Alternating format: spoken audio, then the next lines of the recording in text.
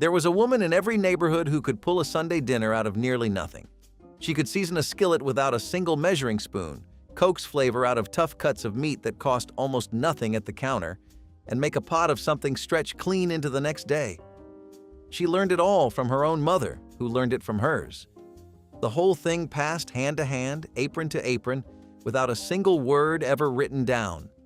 Then packaged foods moved in, cooking shows moved on, and 3 generations of kitchen wisdom got quietly left behind. Number 74 on this list will change the way you handle eggs on a tight budget. And number 31, a trick most people have never heard of, turns the cheapest cut of pork into something your whole table will stop talking to taste. So, hit subscribe, because these tricks deserve to be remembered. Here are 100 clever cooking tricks only the housewives of the 1950s knew, and we forgot. Number 17. Parching corn in a dry skillet for the pack. Parching corn turned hard field kernels into a pack-ready meal. Dried field corn alone was slow to chew and easy to break a tooth on, but parched it was different. Whole kernels went into a dry cast iron skillet over medium heat, shaken until they popped lightly and turned a pale brown and smelled like roasted bread on a hot oven shelf. The kernels softened, the starch caramelized, and the moisture left in a small cloud of steam. Parched corn kept for months in a tin, took up almost no room in a pack, and could be eaten dry or rehydrated in a pot of water with salt pork. Iroquois travelers carried it on raids and long hunts. Mountain men carried it across the Rockies. So did the fur traders coming south out of Hudson Bay through the lakes country. A quarter cup of parched corn was a pocket meal that lasted half a day on the trail, and a modern dry skillet over medium heat still turns out the same kernels in the same 15 minutes. Number 17, a mess of poke salad picked from the fence row. In early spring, when the garden was bare, hill families went out to the field edges and cut the first tender shoots of pokeweed for a green that tasted like a cross between spinach and asparagus. It was free food when there was no other, and a southern table staple. What few of them said out loud is that the whole plant is genuinely poisonous.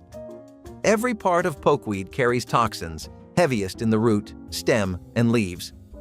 The old method was to boil the young greens, pour off the water, then boil them again in fresh water to leach the poison out. But poison centers across the South still log cases of people who followed that exact method and got violently sick anyway. Health authorities now warn against eating it at all, and you will never see it offered for sale. That free spring green sits one bad boil away from a hospital visit. Number 16, the salt pork crock in the root cellar. A 4-gallon stoneware crock with a wooden lid sat in the cool back corner of every Appalachian root cellar, and what lived inside it was a winter's worth of pork belly buried in rock salt. After hog killing in November, the holler grandmother would layer thick slabs of pork belly with coarse salt, 2 pounds of salt for every 10 pounds of meat, pressing each layer flat with a clean river stone. The crock stayed at 52 degrees underground all winter, dry and safe from spoilage. When a slab was needed for beans or greens, she would lift it out, rinse the salt off in a basin of cold spring water, and slice what she needed. One hog gave a family 90 days of fat back, 3 months of bean seasoning, and enough rendered lard to last through corn planting season. Before we keep counting, one quick thing while we are on the subject of cooking from scratch. If these mountain tricks are speaking to you, the Vintage Lifestyle Recipe Guide pulls 100 of these old hillbilly and Depression-era kitchen secrets into one clean booklet, with the ash hopper soap, the salt pork crock, the hot water mush, and the bean pot rotations all written out the way the grandmothers actually did them. The link is sitting in the description below. No rush, just there if you want it. Now back to the list. Number 15, jerky strips knotted and dried in direct sun.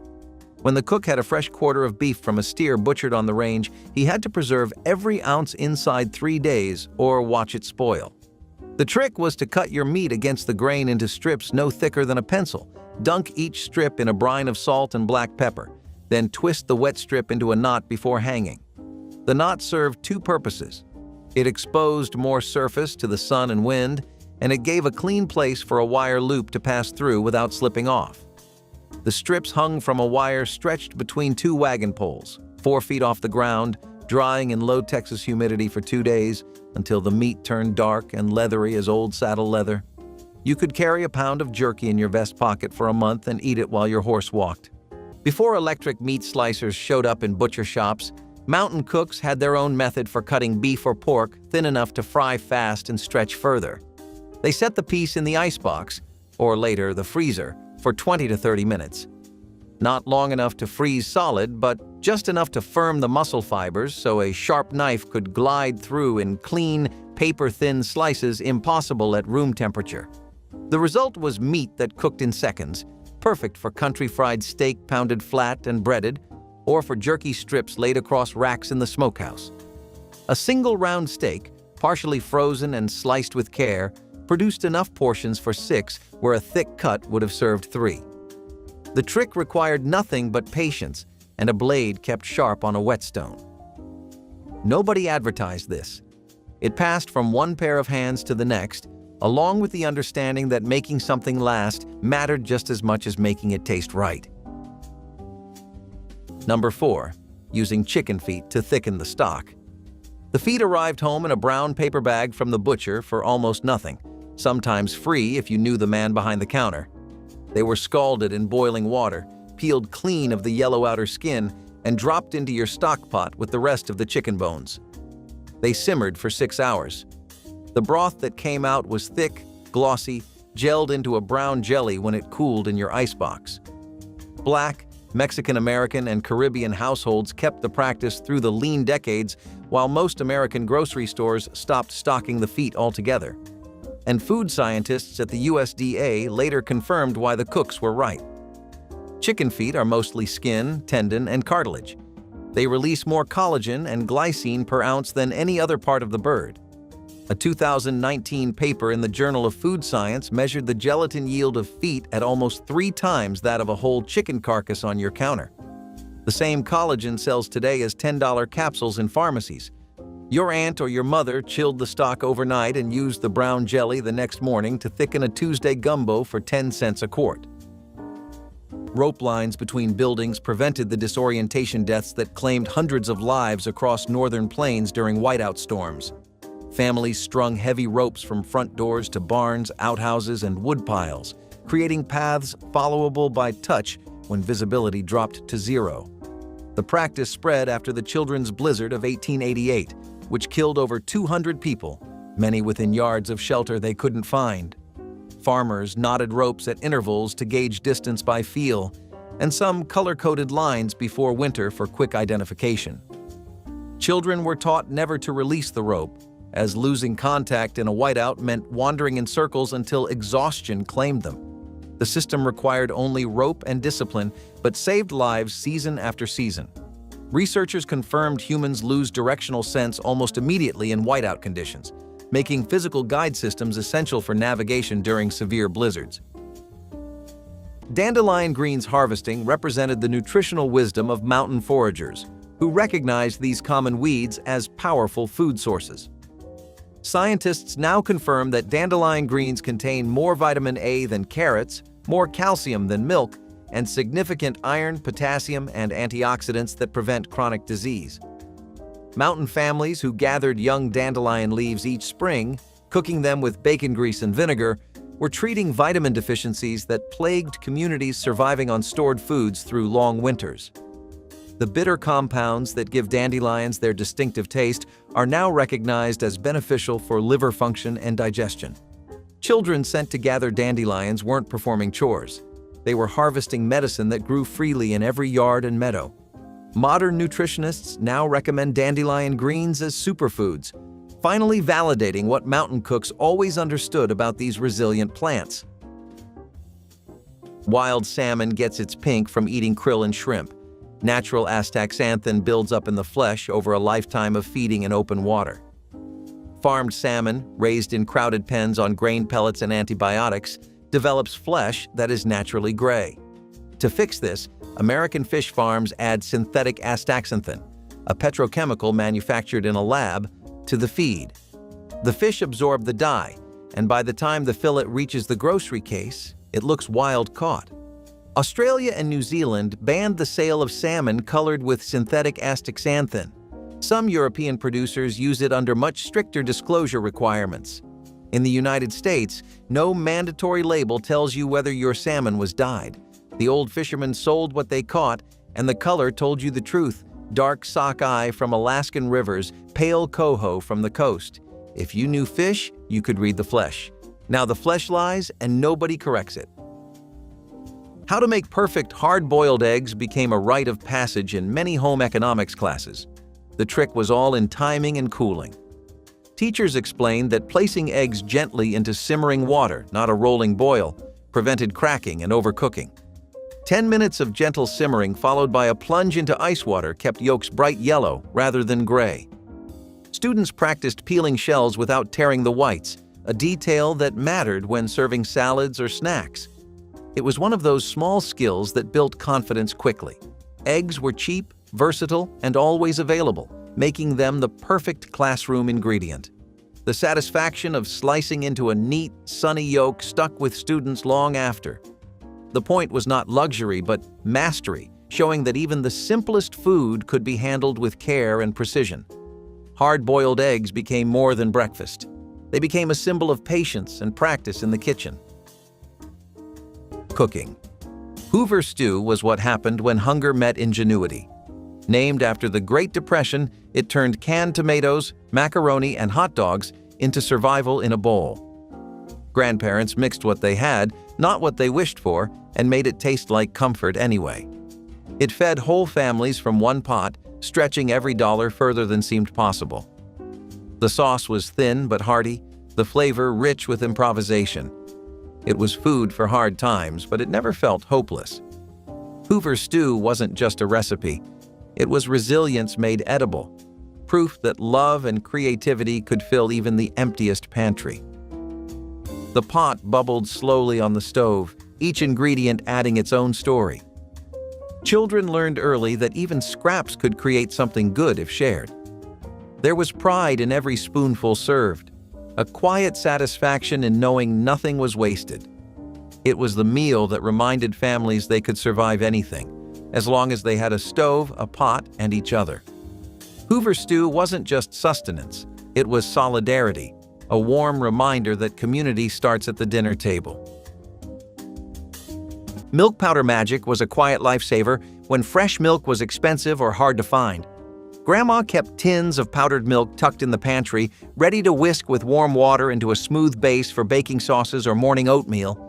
Its long shelf life meant there was always milk for biscuits, puddings, or creamy gravies even when the dairy delivery failed. Children barely noticed the difference once the milk was cooked into custards or poured over cereal because it tasted just as comforting.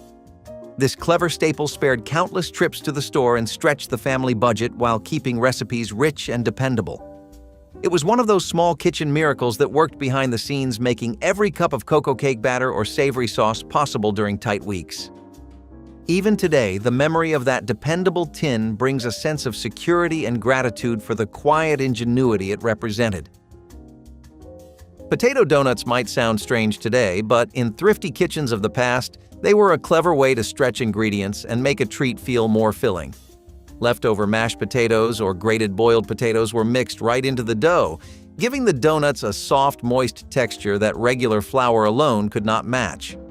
A splash of milk, a spoonful of sugar, and a dash of nutmeg or cinnamon turned the plain mixture into something that felt special. Once fried, the outside crisped up golden, while the inside stayed tender and just slightly chewy. Sometimes they were dusted with powdered sugar or rolled in cinnamon sugar, and sometimes they were enjoyed plain with a hot cup of coffee. Families swore by them as a way to avoid waste, and children loved the novelty of a donut that tasted a little different. Potato donuts proved resourcefulness could turn scraps into a sweet indulgence. Leftover meatloaf sandwiches were nothing fancy, but they were a weekday miracle in 70s homes. Housewives knew that one meatloaf could stretch across several meals if handled wisely, and cold slices tucked between bread made school lunches go further. A slab of meatloaf with ketchup on white bread kept kids full, while thinner slices paired with mustard and onion became work lunches for husbands. It was not wasteful, it was resourceful. And everyone felt like they got something different, even though it was the same dish. Housewives often cooked meatloaf in bigger batches for exactly this reason, knowing that leftovers were not a burden but a solution. Sandwiches transformed last night's dinner into today's lunch, which was a small act of clever planning. Families saved money without ever feeling like they were missing out on fresh food. It was frugality disguised as convenience, which is why it stayed popular through the decade. The satisfaction of pulling a ready slice from the fridge and creating a meal in seconds was the reward for thinking ahead. Using vinegar to tenderize meat was a clever way to make cheaper cuts taste like something far more expensive. Grandfathers would marinate beef, pork, or chicken in vinegar, sometimes mixed with herbs and spices before cooking. The vinegar broke down tough fibers, softened the texture, and carried flavors deep into the meat. This trick turned flank steak or stew beef into a dish fit for Sunday supper without needing prime cuts. Vinegar was cheap, easy to store, and always available, which made it the perfect kitchen tool for families working on tight budgets. Even the smell of meat soaking in a vinegar marinade became tied to home cooking and frugality. Long before bottled tenderizers filled grocery shelves, this was the natural solution. It allowed every scrap of meat to be useful and delicious, keeping families fed when resources were scarce. Clever and practical, this simple trick showed how one pantry staple could transform a meal into something memorable. Number 21. Boiling coffee with an eggshell to settle the grounds. Coffee in a backwoods camp meant coarse grounds dropped straight into the pot. No filter, no paper, no strainer. After it had boiled 3 minutes and the grounds were swirling, a cook would crack one whole eggshell into the pot and stir once. The shell weighed the grounds down to the bottom and pulled the bitter edge off the brew. The albumin, still clinging to the inside of the shell, bound to the suspended particles and dragged them down. Some cooks used the whole egg, white and all, and called the result cowboy coffee.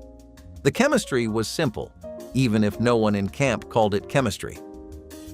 The shell trick came north with the settlers and stayed in the backwoods long after percolators showed up in town kitchens. It still works in a percolator and in a French press that has lost its screen, and it still works in any pot of coarse coffee. The grounds settle, the bitterness softens, the pot pours clean. Number 22. Cooking the wild songbirds off your own back porch. Picture yourself in a 1950s hill kitchen in late fall.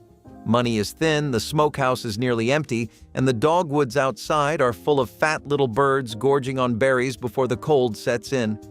Your grandfather hands you a slingshot or a fine net, and you go to work the way his people always did. You bring in a string of robins, maybe a few cedar waxwings or a brace of doves, and you pluck them at the kitchen table while the grease heats. You roll the little breasts in seasoned flour, drop them into the skillet, and in a few minutes you have a platter of crisp brown morsels that taste of the wild. You serve them over biscuits with the pan gravy poured on top, and nobody in that kitchen thinks they have done a single thing wrong because the woods were the pantry and a bird in the pot was just supper. Now here is what no one mentions when they romanticize that kind of self-reliance.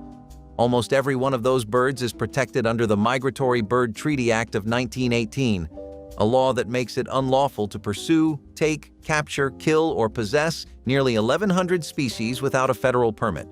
It does not matter whether the bird is alive or dead, whole or plucked. It does not matter that you ate it instead of mounting it.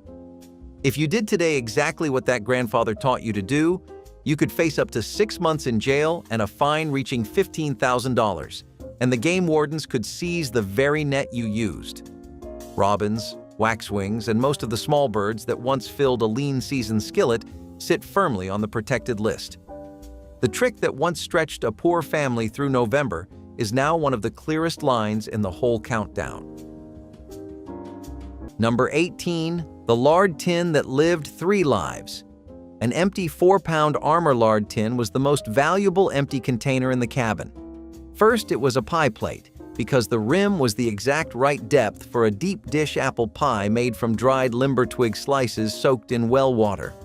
When the bottom finally rusted through from the oven, the tin became a tin cup for the spring branch, hammered flat at the seam and wired to a sapling stake near the water. When the cup developed a hole, the tin got its third life as a tallow lantern. A cotton wick set in a puddle of rendered beef fat inside the bent-down tin would burn for 4 hours on the porch step, just bright enough to find the outhouse path on a moonless night. 1 tin, 2 cents new at the company store, and 3 years of service before it finally made the scrap pile. Number 25. The sourdough starter kept warm against the body. A trail cook on the goodnight-loving trail carried his starter in a stoneware crock no bigger than your coffee mug. The crock rode inside a leather pouch tied to his ribs under his vest, where his own body heat kept the wild yeast alive on cold nights. The starter was older than the horse he rode. Some cooks kept the same culture working for 10 or 15 years, feeding it flour and warm water every 5 days, never letting it freeze, never letting it cook. A dead starter meant no biscuits, and no biscuits on a drive meant trouble in the dark. When researchers in the 1990s cultured a starter pulled from a Texas ranch crock that traced its lineage to 1882, they found a strain of lactic acid bacteria no commercial yeast company had ever isolated. The cook had only known to keep your jar warm. Your starter was the most valuable thing in the wagon. The women who cooked on wood stoves understood heat the way a pianist understands keys. Every inch of that iron surface ran at a different temperature, and they used all of it at once. Directly over the firebox was the hottest zone, where the skillet sat for frying. 6 inches to the right, the heat dropped enough for a steady simmer. The back corner barely held a warm-up temperature, perfect for keeping gravy from skinning over. Above it all, the warming shelf, a flat ledge near the stovepipe, held plates at serving temperature, kept bread dough rising and dried herbs without scorching them. A woman working one of these stoves in the 1930s was running 4 heat zones simultaneously without a single dial. She adjusted by sliding pots across the surface, opening or closing the damper, and adding a split of hickory when the fire dropped too low. You knew the stove was right when you could hold your hand 6 inches above the surface and count to 3 before pulling away. Number 20. Using buttermilk to soak fried chicken. Cut-up chicken sat in a deep ceramic bowl with buttermilk covering it. Salt and a few grindings of black pepper. The bowl went into the icebox until morning. The meat came out pale, soft, and bent without breaking when you picked up a piece. The technique was dismissed as Southern country, plate of last resort cooking. Food scientists later ran the lab work. Buttermilk sits at a pH around 4.5, acidic enough to gently denature the surface proteins like a slow marinade does, but soft enough that the meat does not turn mushy the way it does in vinegar. The lactic acid loosens the collagen. The casein coats the surface and holds the breading on. The cheapest tenderizer in any kitchen now shows up in 3 Michelin star restaurants under the name lacto-fermented marinade. The chicken was always tender. The PhD just confirmed why. Hot stone bed warming was a nightly ritual in homes without central heating, where families heated large flat rocks by the fire and wrapped them in cloth before tucking them under blankets. The stones retained heat for hours, radiating warmth through nights when bedrooms dropped below freezing in poorly insulated cabins. Families in New England and Appalachia selected dense river stones that held heat longest, keeping favorites for years. Timing mattered. Stones pulled too early cooled before midnight, while overheated ones scorched fabric. Children slept with stones at their feet, and mothers placed them near infants to prevent the cold that claimed young lives every winter. During blizzards lasting days, when firewood had to be rationed, heated stones became essential survival tools rather than comforts. Researchers confirmed dense stone retains thermal energy efficiently, releasing it gradually through long nights. This was warmth you could literally hold in your hands. Bone broth simmering was the practice of cooking animal bones for hours or even days until the liquid turned rich, gelatinous, and deeply flavored with extracted nutrients. Scientists now confirm that this slow extraction releases collagen, gelatin, amino acids, and minerals, including calcium, magnesium, and phosphorus, in forms the body readily absorbs. Mountain women who kept stock pots simmering on wood stoves, adding scraps and bones throughout the week, were creating liquid nutrition that modern wellness companies now sell for premium prices. The gelatin supports joint health and gut lining integrity, while the amino acids glycine and proline promote skin health and immune function. Nothing was wasted. Chicken feet, pig knuckles, beef marrow bones all contributed their particular richness to the pot. Families who drank bone broth daily, used it as cooking liquid, and served it to the sick were practicing evidence-based nutrition without knowing the science. Azotocarbonamide sounds like something from a chemistry lab because it is. This synthetic compound whitens flour and strengthens dough in American breads, burger buns, tortillas, and frozen dinners. It also happens to be the same chemical used as a foaming agent in the production of yoga mats and shoe soles. Australia, the United Kingdom, and the entire European Union banned it from food over a decade ago, linking it to respiratory problems and asthma in workers exposed during manufacturing. Singapore made using it in food a criminal offense, up to 15 years in prison. The FDA still classifies it as safe in small quantities. American bread once rose on nothing but flour, water, yeast, and patience. The dough conditioner replaced the patience, and nobody told you what you lost. Making Jell-O salad hold its shape was a practical challenge in classrooms during the 1960s and 1970s when molded salads filled tables at picnics and church suppers. Teachers explained that fruit had to be folded in only after the gelatin partially set. Otherwise, the pieces would sink or the mixture would collapse. Students stirred gently, careful not to break the wobble that was part of the charm. Cream or whipped topping could be added, but it had to be folded just so to stay fluffy. The whole process taught patience and timing, as well as a bit of presentation. Jell-O molds seemed simple, yet they were a test of planning and skill. Students who managed to unmold a perfect salad onto a plate felt like they had achieved something worth applause. At home, these salads became colorful highlights on tables filled with casseroles and meatloaf. It was a clever trick to make ordinary gelatin into a dish that drew attention. Cooking stone soup for community meals was a symbol of unity in hard times. The story came alive in real kitchens, where neighbors each brought what they could: a carrot, a bone, a handful of beans. The pot started nearly empty, but ended overflowing with generosity. The soup itself wasn't the miracle. The people were. Grandparents remembered how hunger shrank when shared, and how flavor deepened when made together. The smell of that shared pot carried laughter, conversation, and kindness. It was food that fed more than the body. It nourished the soul. Stone soup reminded everyone that survival wasn't just individual, it was collective. Every ladleful was proof that when people came together, even scarcity could turn into abundance. Stale coffee and chocolate cake showed how yesterday's pot of brew could become today's show-stopping dessert without wasting a drop. Grandma cooled the leftover coffee and whisked it into cocoa batter where its slight bitterness deepened the chocolate's richness and balanced the sweetness.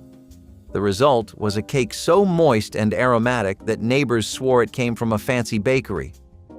No one guessed the secret lay in the dregs of the morning pot that might have been discarded. This clever twist kept the household budget steady while elevating an ordinary recipe into something unforgettable. Served plain or with a simple dusting of sugar, it became a Sunday tradition that made even the smallest gathering feel special. Every bite carried the comfort of familiar flavors and the quiet pride of turning what was once waste into the centerpiece of the table. Cracker crust pies were another example of how church ladies could take the simplest ingredients and make them shine. When flour or butter was scarce, they crushed saltine or graham crackers into fine crumbs and mixed them with sugar and a little fat to create pie shells. This meant no rolling pins, no dough failures, and no wasted ingredients. The crusts held firm enough to support creamy fillings like chocolate pudding or lemon custard. At potlucks, a cracker crust pie was a crowd pleaser because it tasted indulgent while still being practical. It was an affordable way to make dessert without relying on expensive ingredients that were not always on hand. The genius of it was how flexible the crust was, adapting to both sweet and tart fillings. Many women passed the trick along in church cookbooks, keeping it alive for new generations. It was not just a substitution, but a whole new tradition that carried its own charm. The simplicity of cracker crust pies is why they still appear in nostalgic kitchens today. They remind us that cleverness often comes from making do with what you have. Waffle iron hash browns were the answer to crispy potatoes without the mess of frying. Shredded potatoes pressed into the iron crisped on both sides at once, freeing housewives from standing over a skillet with popping grease. It was neat, quick, and just inventive enough to feel like a brand new dish. The trick spread quickly through kitchens and community cookbooks, turning a breakfast staple into a gadget-driven shortcut. Kids loved the crisp edges, husbands appreciated the speed, and wives loved that the cleanup was minimal. It gave old waffle irons new life beyond breakfast, which was a welcome bit of resourcefulness. The result was golden, crunchy potatoes that looked just as appetizing as fried ones, but with far less fuss. A housewife in the 70s might not have had time for extra steps, but she had plenty of cleverness to spare. The waffle iron proved that appliances could double as problem solvers when you needed them most. Using newspaper to ripen fruit was one of those small, clever fixes that worked without fancy gadgets. When tomatoes or bananas were still green, your grandfather would wrap them in newspaper and leave them in a warm corner of the house. The trapped gases and warmth helped them ripen faster and more evenly. It was cheap, practical, and surprisingly reliable. Back then, wasting fruit was unthinkable, so this method gave every harvest a second chance.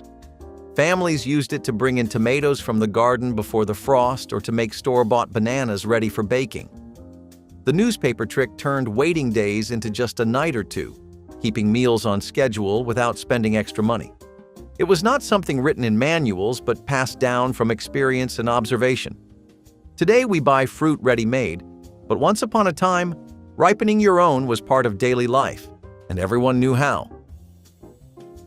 Number 15. Drying apple rings on a string across the loft. Fall apples that did not get pressed for cider got peeled, cored, sliced into quarter-inch rings, threaded on a long cotton string, and hung across the kitchen loft for 2 weeks. The warm, rising air from the cook stove pulled the moisture out slowly, and the sugar in the fruit concentrated as the rings shrank to half their thickness. A bushel of apples reduced to a flour sack of dried rings, which kept for the whole winter in a tin on a shelf. Soaked overnight in water, they came back into pies, into stewed sauce on the side of a Sunday meat, into oatmeal at breakfast on a cold morning. A modern dehydrator does the same job now in 8 hours, and a low oven does it in 12. The chemistry of water leaving fruit has not changed. Number 14. Hunting a deer for the table and selling the surplus. A buck taken in the fall fed a hill family through the worst of winter, and there was nearly always more venison than one household could eat. So the extra got sold or swapped down the road, smoked sausage for cash, a hindquarter for a debt. Market hunting like that is now almost entirely outlawed. The Federal Lacey Act, first passed in 1900, makes it illegal to sell, transport, or trade any wildlife taken in violation of state or federal game law. The instant you sell wild venison across a state line, or sell a deer taken out of season, a simple swap becomes a federal crime, and once the value tops $350, it climbs to a felony. The casual sale of wild meat that once carried families through the cold months is now one of the oldest prohibitions on the books. Number 10. Hickory smoked hams hung in the smokehouse. Hickory smoke did the work refrigeration would not do for another 20 years up in the high mountains. After hog killing in November, the holler man hauled the 2 back hams, the shoulders, and the side bacon down to the smokehouse, a windowless little board shed set 50 feet from the cabin so the smell would not draw black bears off the ridge. He rubbed each ham with a cure of salt, brown sugar, and red pepper, hung the meat on iron hooks driven into the ceiling joists, and built a slow hickory fire on the dirt floor in a sheet metal pan. The smoke had to be cool, never hot, and the fire was kept smoldering for 6 full weeks with nothing but green hickory chunks added twice a day. By Christmas, the hams hung black on the outside, deep mahogany inside, and held their flavor on the smokehouse rafters through the entire next August. Number 23. Hardtack soaked overnight in cold coffee. Hardtack was the worst food on the trail and the most reliable.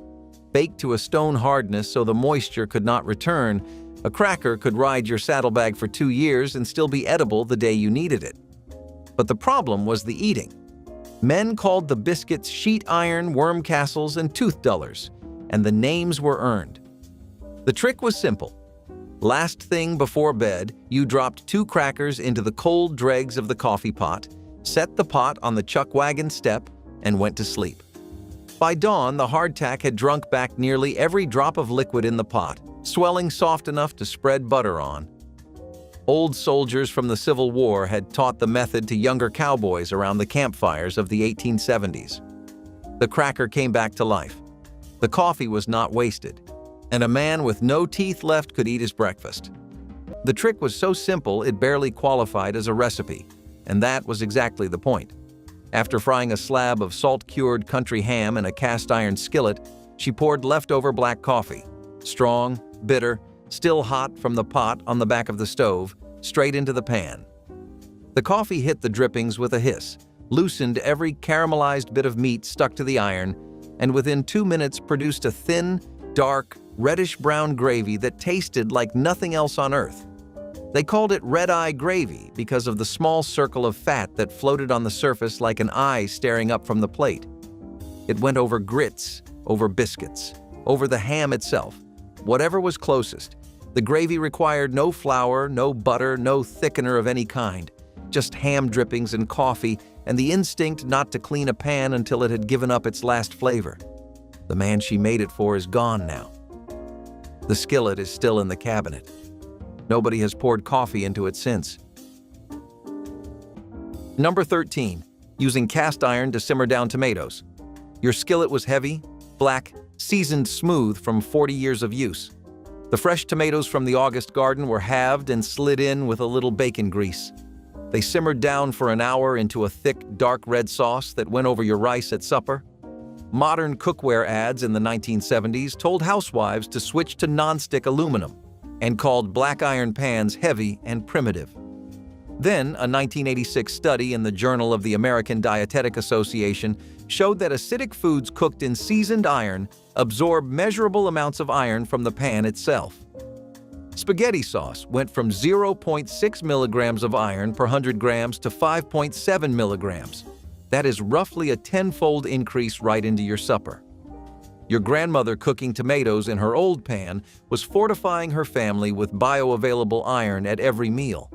Anemia rates in coal mining communities ran lower than the average rural rates of the period, and the old county health surveys never could explain why.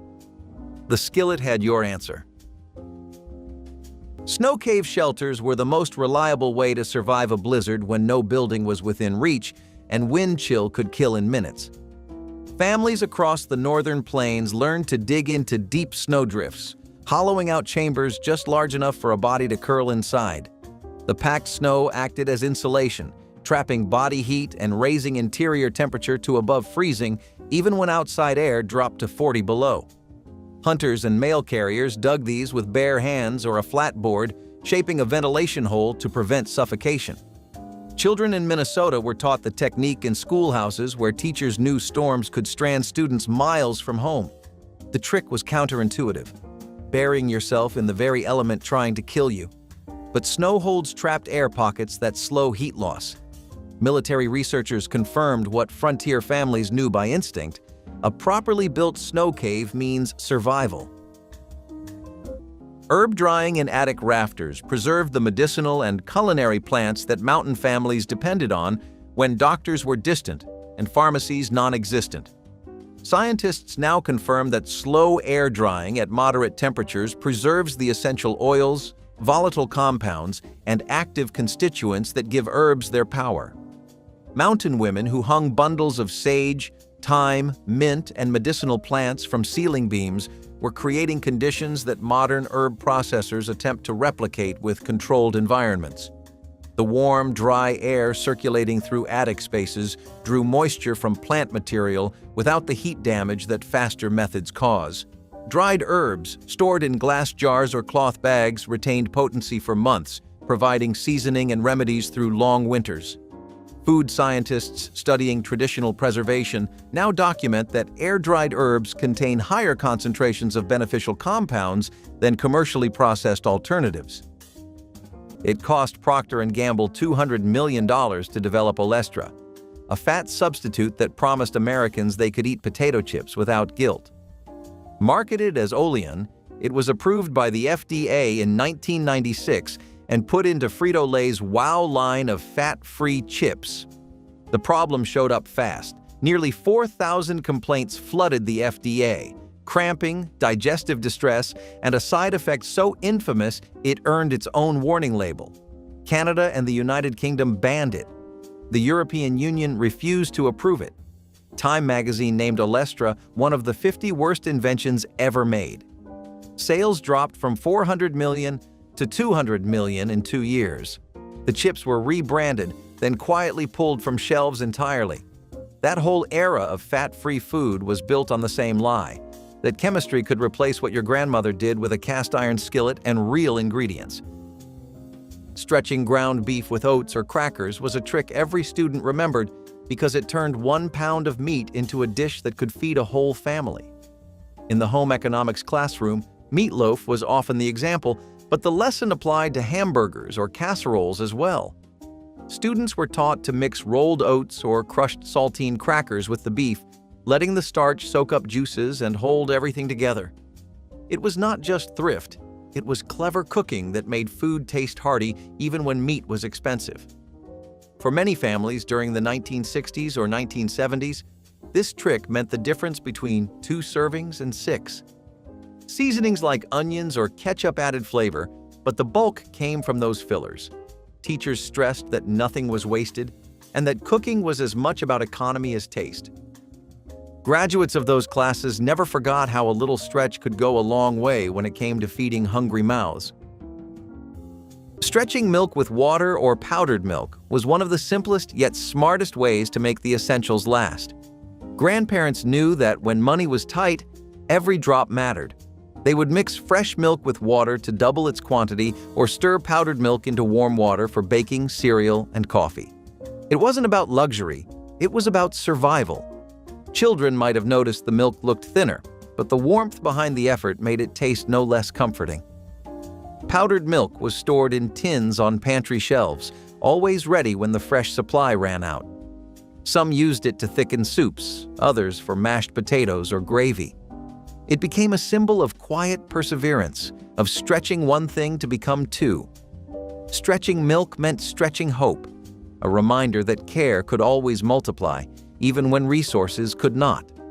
And while it may have seemed simple, those small adjustments were acts of love hidden in everyday routine.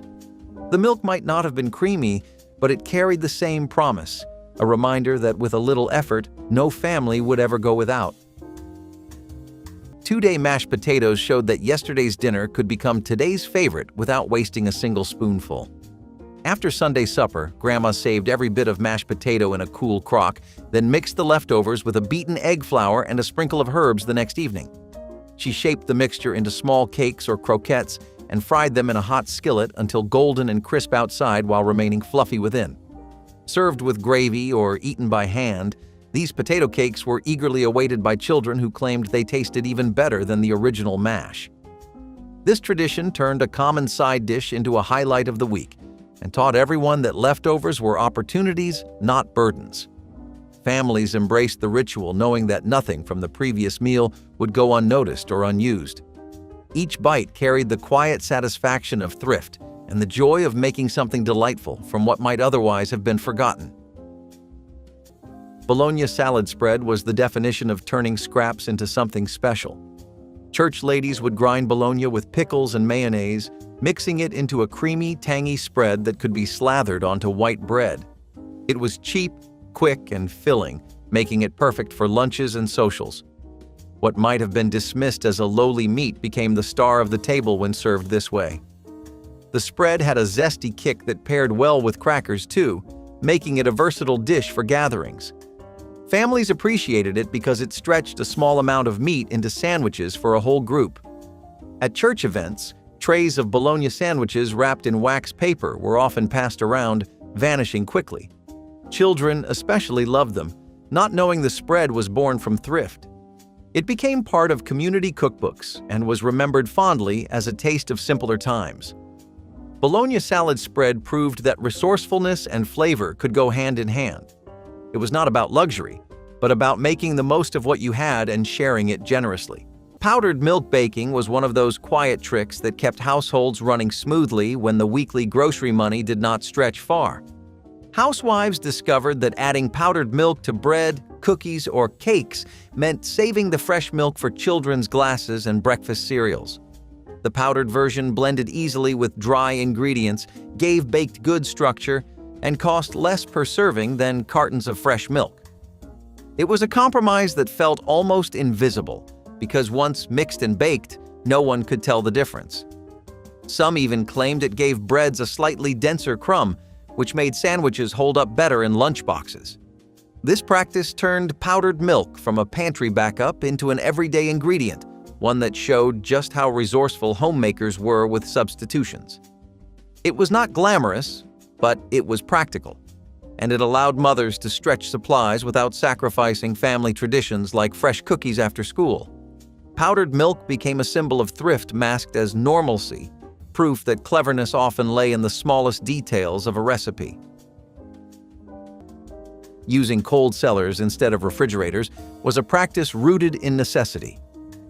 Grandfathers dug cellars into the earth or used existing basements to store food at a steady, cool temperature. Root vegetables like carrots, turnips, and potatoes were kept in bins of sand or sawdust to preserve them for months. Apples were stacked carefully, and cabbages hung from rafters to slow spoilage. The earth itself provided the refrigeration, keeping food edible long after harvest. This system meant families could rely on their crops through the winter without needing electricity. It also gave a sense of security, knowing that there was always something stored below ground. Visiting the cellar to gather ingredients was part of daily routine, a reminder of careful planning and foresight. Today, we take freezers for granted, but once it was a point of pride to keep a cellar stocked. Clever, reliable, and simple, it was one of the most effective survival tricks of the time. Number 24, keeping the sourdough starter inside your shirt. Out on a long trail in cold weather, wild yeast went dormant. The fix was simple and slightly strange. A small lidded crock of starter rode against the chest under a wool shirt, warmed by body heat through the night and through the paddle the next day. By breakfast, it was bubbling. By supper, it had enough lift to raise a pan of biscuits or a flat round of bannock. Calvin Rutstrom wrote about the technique in his Minnesota guidebooks, and Bradford Angier described the same trick in his 1956 book, Living Off the Country. Before 1857, when Louis Pasteur first identified the role of yeast in fermentation, wild yeast was the only yeast there was. The starter only needed flour, water, and a steady temperature to thrive, and a human body at 98 degrees provided the last one for free. The method still works on a camping trip, and it still works in a cold kitchen with a slow rise. Yeast does not care where the warmth comes from, and the bread does not care which century the warmth is borrowed from. Number 20, putting up pickles and kraut in a galvanized wash tub. Come harvest, the big zinc-coated tub came down off the porch nail and got pressed into double duty, soaking cucumbers in brine or holding shredded cabbage under a weighted plate until it soured. It was the biggest vessel in the house, so it made sense. The problem is chemistry. Acidic food and zinc do not mix. The brine and the vinegar eat right through the galvanized coating and pull zinc salts into the food, enough to make a family sick. Zinc poisoning brings on cramps and nausea within hours, which is just why inspectors singled the old tubs out. The Federal Food Code, going back to its 1997 edition, states plainly that galvanized metal may not be used for any food contact surface that touches acidic food. That covers exactly what those tubs were used for. So, the all-purpose wash tub that doubled as a pickling crock is now off limits for the job. Number 21, the pencil ledger of coal scrip. In the camps around Logan and Harlan, miners did not get paid in dollars. They got paid in scrip, little brass and aluminum tokens stamped with the company name, redeemable only at the company store. A wife who could read kept a pencil ledger in a Big Chief tablet on the kitchen shelf, and she wrote down every token that came in and every token that went out. Cornmeal, 20 cents. Lard, 15. Coal oil for the lamp, a dime. By the end of the month, she could tell at a glance whether the family was working out of debt or sinking deeper into it. The ledger was the only thing that kept a coal camp family from owing their soul, as the song went, to the company store. Some women hid the book in the flour bin. The store clerk never asked to see it, and the husband never argued with what it said. Number 17. The spider skillet with 3 legs over coals. Before anyone called it a frying pan, it was a spider. Cast iron, flat-bottomed, with 3 short legs forged into the underside so the pan could sit straight on a bed of glowing wood coals. The legs were the whole trick. They lifted the cooking surface off the bottom of your fire pit, allowing air to circulate beneath and the coals to glow evenly without smothering. A cook on a drive could rake a small heap of embers, set the spider on top, and have a hot pan in 2 minutes. No stove, no grate, no burned bottom. The Pennsylvania foundries that cast these spiders in the 1860s sold them to outfitters in St. Louis for 90 cents apiece, and a single pan could last your trail cook 20 years. When Lodge began making modern cast iron in 1896, the design was already a century old. In those kitchens, the drain was the enemy. Potato water, starchy, faintly salted, still warm, went straight into the gravy. Bean broth, dark and smoky from the ham hock, became the base for tomorrow's soup. The water left over from boiling corn carried enough sweetness and starch to mix into the next batch of cornbread batter, and it made the bread moister without adding a grain of sugar. Even the water from boiling eggs was saved and poured cooled over garden plants for the calcium from the shells. The trick was knowing which water went where and never pouring any of it out without thinking first. She tasted the broth, judged the color, decided whether it had enough body to carry a gravy or needed to reduce further. Every pot of water that touched food left it changed, and the water itself came out carrying flavor, fat, and nutrients that had somewhere else to go. Number 16. Using coffee grounds to rub a tough beef chuck. Number 16 on this list turned a tough cut into the centerpiece of your Sunday dinner for 40 cents. The cold leftover grounds from the morning percolator were saved in a tin can by the stove. They mixed with brown sugar, salt, paprika, and pepper. The mixture rubbed hard into the surface of a beef chuck or brisket. The roast sat in the icebox overnight, then went into a slow oven at 300 degrees for 5 hours. Your crust came out dark, savory, faintly bittersweet. Charcoal grill culture in the 1990s laughed at the idea. A 2015 study from Meat Science Labs at Texas A&M confirmed that the chlorogenic acid in coffee gently denatures the surface proteins of beef, and the polyphenols in dark roast deepen the Maillard browning during slow cooking. Food and Wine put coffee-rubbed brisket on its cover. Your grandmother priced the whole roast at 40 cents and fed 8 people on it through Sunday dinner and 2 weekday lunches. By the way, if you want the rest of the tricks the labs are now confirming, I put a printable recipe guide together. The link is below this video, and it walks through more like these. Double door entry systems were an architectural survival trick built into frontier homes, where a single open door during a blizzard could drop interior temperature 20 degrees in seconds. Families built small enclosed vestibules between the outer door and living space. You opened the outer door, stepped into the buffer, closed it, then opened the inner door, preventing wind from blasting into heated rooms and snow from being driven inside. The vestibules also served as cold storage for milk, boot rooms where snow-caked clothing was removed, and spaces where frozen workers began warming before entering the house. Builders in Minnesota considered these essential, and homes without them suffered noticeably higher heat loss during storms. Children learned to close the outer door completely before touching the inner one, a discipline drilled by parents who understood the cost of carelessness. Engineers confirmed airlock-style entries reduce heat loss by up to 40%. Whey utilization from cheese and butter making turned what modern dairies discard into valuable nutrition for mountain families. Scientists now recognize whey as a complete protein source containing essential amino acids, beneficial bacteria from fermentation, and minerals including calcium and phosphorus in easily absorbed forms. Mountain women who saved whey for bread making, soup stock, animal feed, and even direct consumption were capturing nutrition that commercial processing now wastes by the millions of gallons. The liquid was used to soak grains before cooking, improving their digestibility and mineral availability. Children drank whey as a refreshing beverage that provided protein without the heaviness of whole milk. Modern protein supplement companies now sell whey isolate for premium prices, finally recognizing the value that farm wives understood generations ago when they saved every precious drop. Arsenic was added to American chicken feed on purpose. Not by accident, not as contamination, as an ingredient.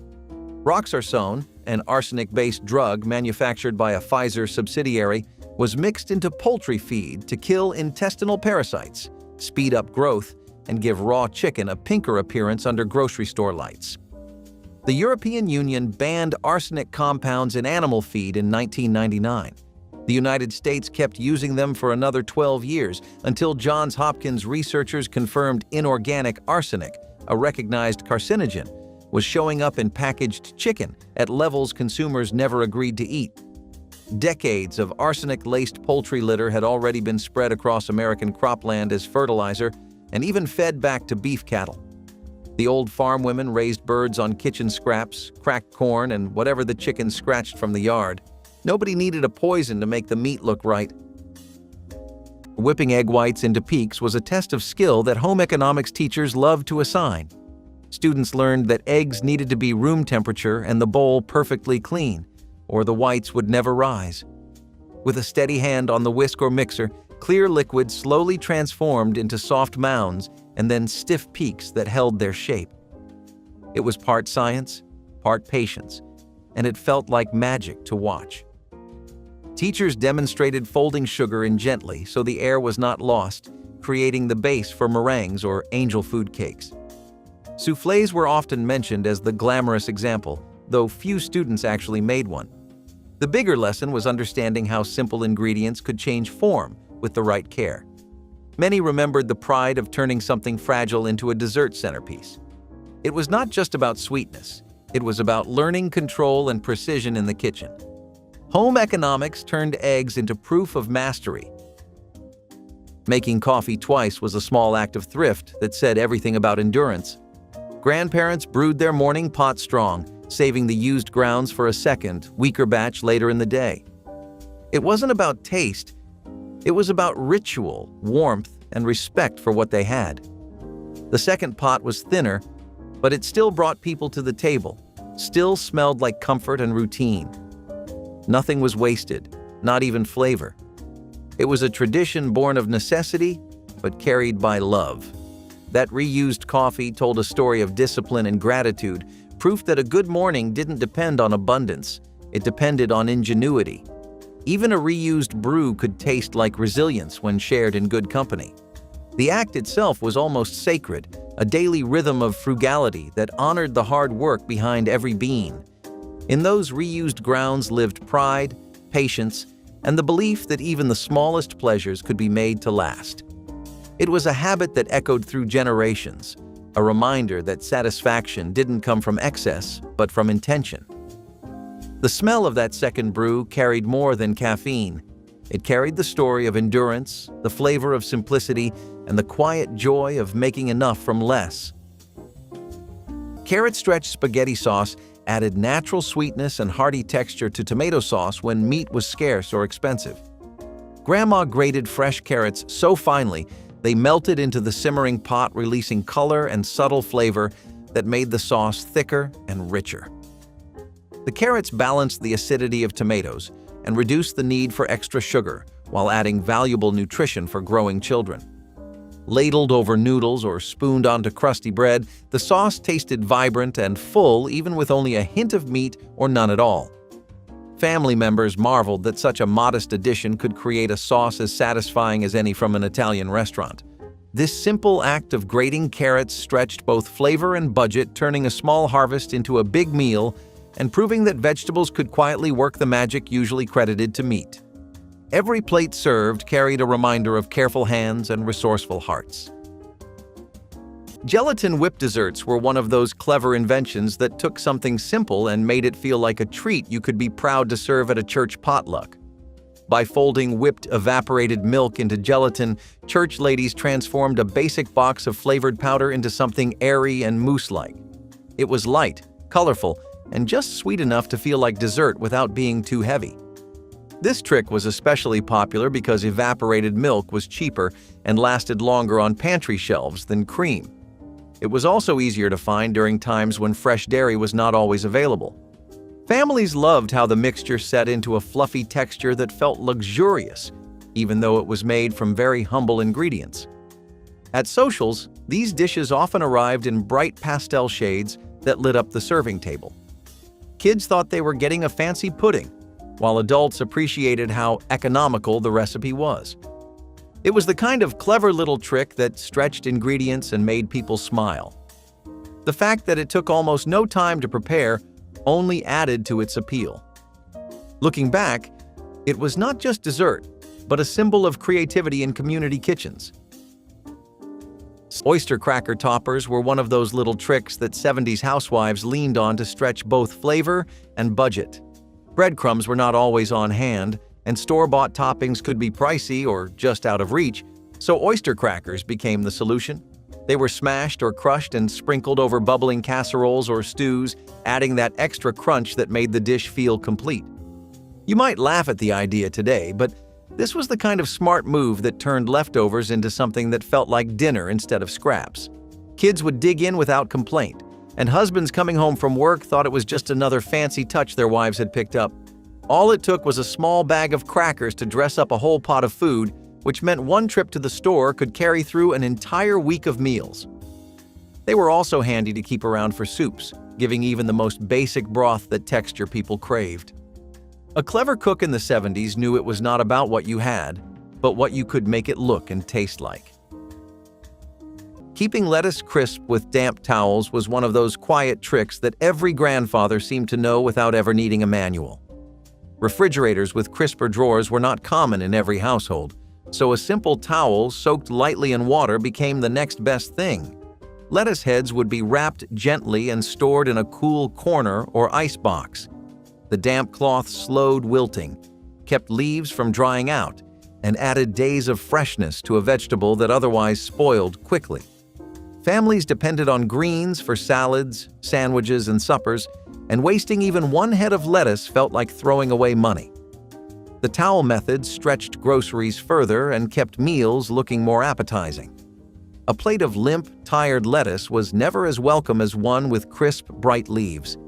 This clever trick was taught in kitchens and passed quietly across generations, a testament to making do with little. Today, many people do not even think about it, but back then, a damp towel was the line between waste and dinner. Number 23. Drying string beans on a thread above the wood stove. Before canning, before freezing, there was a needle and a length of cotton thread. Fresh green beans were strung whole through the middle, hung in a long garland above the stove or across a loft beam, and left to dry for 2 months until they rattled like seeds in a pod.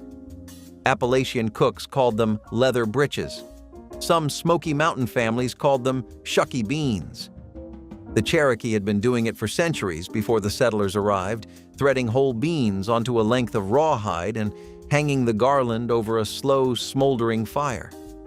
When supper came in February, the dried beans went into a pot of water with a piece of salt pork and simmered for half a day.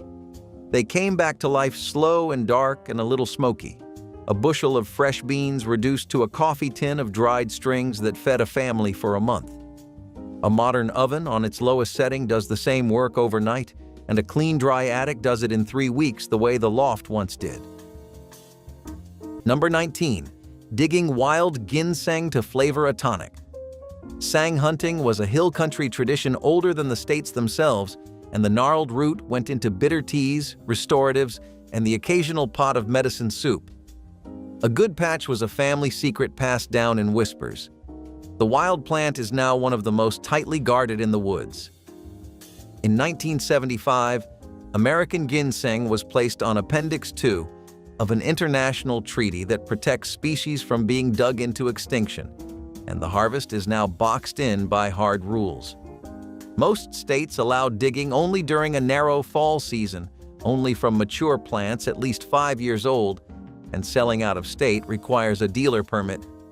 The Forest Service has flat-out suspended ginseng harvesting across thousands of square miles of Appalachian National Forest, so that quiet walk into the hills to dig a root for the pot now runs straight into a wall of regulation. Number 15. Buttermilk saved from the wooden churn. After a holler, grandmother worked the dasher up and down in a tall wooden churn for 40 minutes on a Tuesday morning. Two things lifted up between the staves. The first was the butter, pressed into a carved wooden mold with a thistle or a sheaf of wheat on the bottom and set on the cool stone shelf of the springhouse. The second was the buttermilk, which most city families in 1932 would have dumped right down the drain. In the Cumberland cabins, that buttermilk was not a leftover. It was the second crop of the morning's work. It went into the cornbread batter that very night, into the biscuit dough the next morning before sunrise, into the cold drinking glasses passed around the porch on a hot July afternoon, and into the soaking bowl for any tough cut of squirrel or rabbit that needed tenderizing. 1 gallon of fresh skimmed cream became 1 pound of yellow butter and 3 quarts of tangy buttermilk, and not 1 tablespoon of any of it ever left the cabin without doing a second job. Number 18. Cornmeal mush poured to set, then sliced and fried. On the morning a cook had no flour for biscuits and no time for sourdough, he reached for cornmeal. The night before, he stirred a pound of yellow meal into a gallon of boiling salted water and let it cook down for half an hour until the spoon stood up by itself. Then he poured the thick mush into a clean tin loaf pan and set it on your wagon step to harden in the cool prairie night. By dawn, the mush had set into a firm yellow brick. He turned it out, sliced it into half-inch slabs, and fried each slice in bacon grease until the outside crusted brown like a fresh-baked cornbread. Cowboys ate the slices with molasses or cane lick poured over the top. The same method worked in your Nebraska kitchen in 1934 with no refrigerator. The cook did the work at night, and your breakfast was already half done before he stoked the fire. Nobody in those kitchens ever seasoned a skillet on purpose. They just cooked in it, morning, noon, and night, and the iron did the rest. Every pour of grease, every batch of cornbread, every round of fried okra laid down another thin layer of polymerized fat that turned raw metal into something slicker than any factory coating. The old women knew which skillet was ready for eggs and which one still needed more time. They knew never to use soap, never to let it soak, and never to put it away wet. A good cast iron pan passed from mother to daughter like jewelry, heavier than it looked, black as night, and worth more than anything in the cupboard. Wagner and Griswold foundries produced the best ones through the 1950s, and those old pans are still the ones people fight over at estate sales. The new ones come pre-seasoned from a factory. The old ones came seasoned by a lifetime of somebody's hands. Number 5. Saving bones to simmer for 9 hours. A chicken back, a beef shank, and a knuckle saved in butcher paper sat in a Birmingham kitchen well before sunrise with 8 cups of cold water poured over them. Your grandmother drank the broth from a coffee mug at breakfast or fed it to a child who would not eat. The chicken carcass from Sunday dinner, the ham bone left over from Saturday's beans, the beef knuckle saved in butcher paper at the back of the icebox. They went into a heavy enamel pot with a splash of cider vinegar, half an onion, 1 celery stalk, a bay leaf if the kitchen had one. The pot stayed at a low murmur all day on the stove. The broth that came out was thick enough to gel in your icebox. Through the 1980s, hospital dietitians called it folk medicine. By 2015, it sold in Manhattan for $9 a paper cup. Researchers at the International Journal of Food Sciences confirmed that long-simmered bone broth releases collagen, glycine, proline, and bioavailable minerals into the liquid you drink.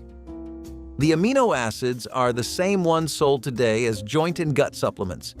The pot held 7 days of breakfasts inside 1 chicken carcass and 3 cents of vinegar. The cattle huddle technique was a desperate but effective strategy used by ranchers caught in open prairie blizzards with no shelter in sight.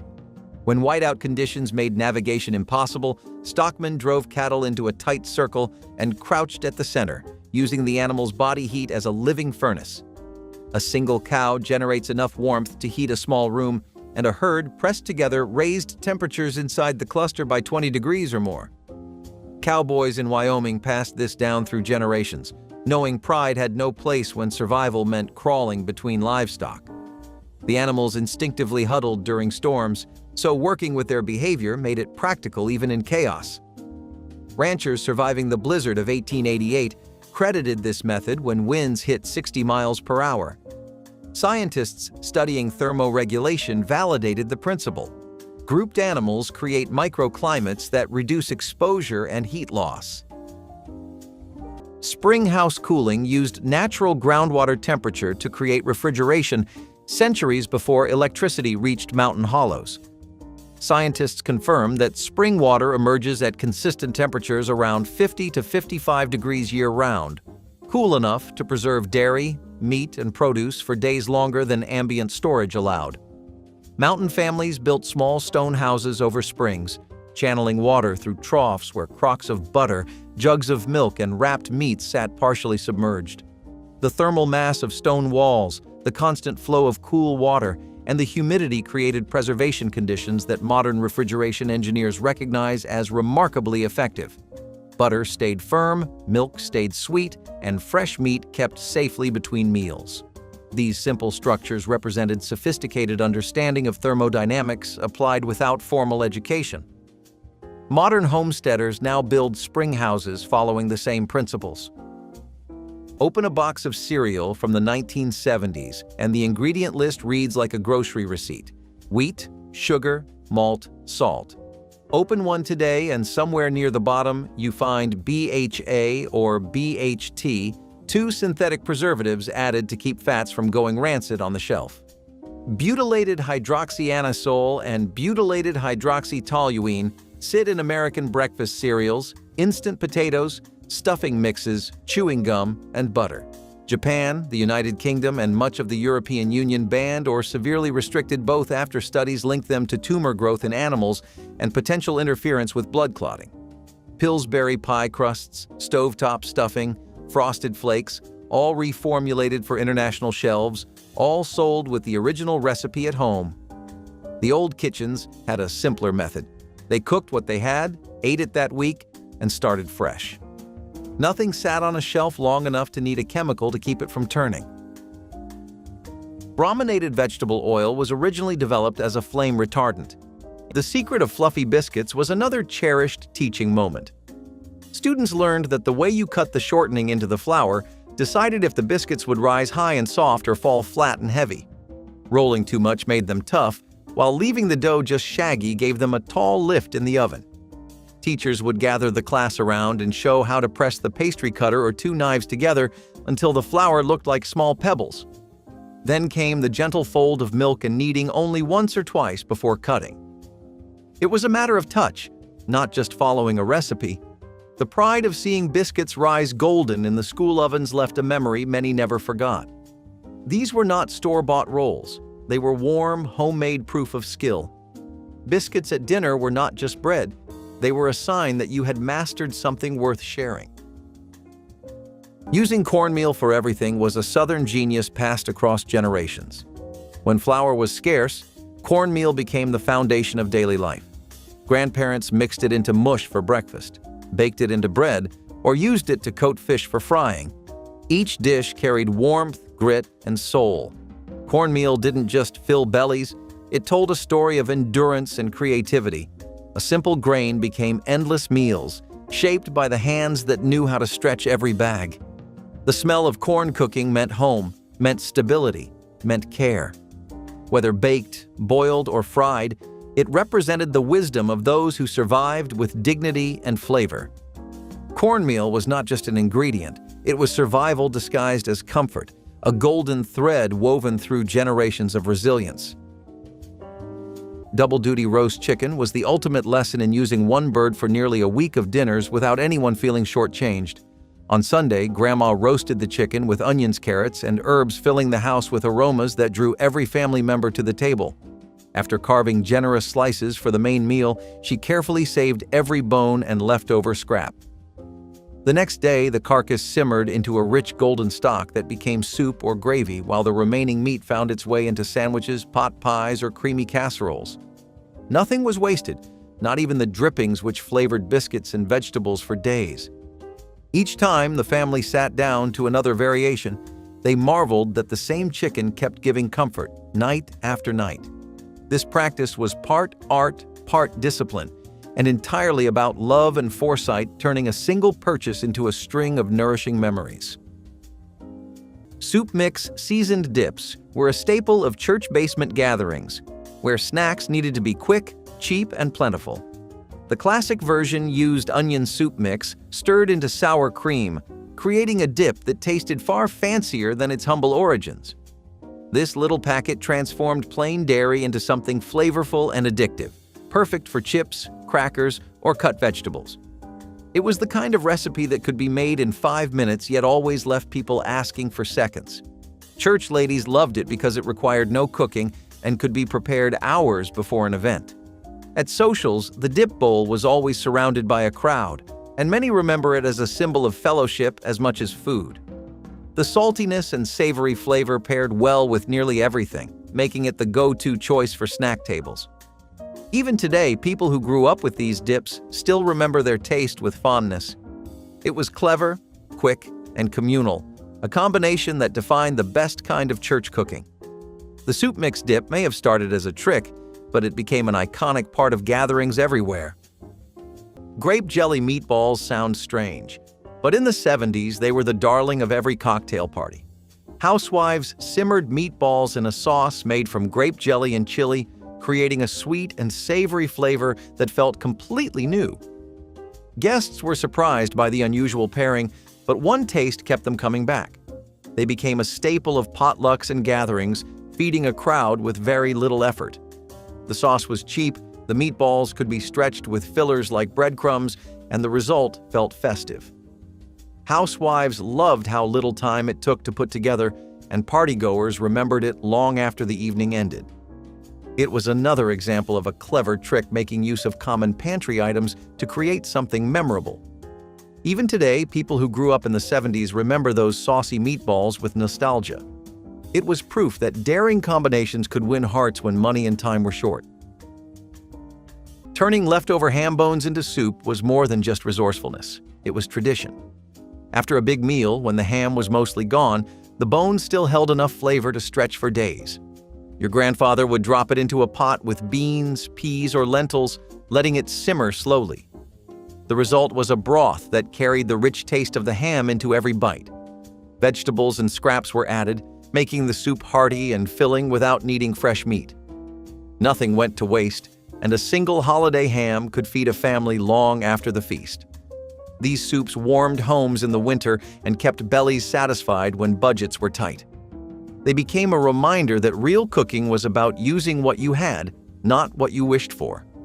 The smell of a ham bone simmering on the stove was a comfort all its own, proof that thrift could still taste like celebration.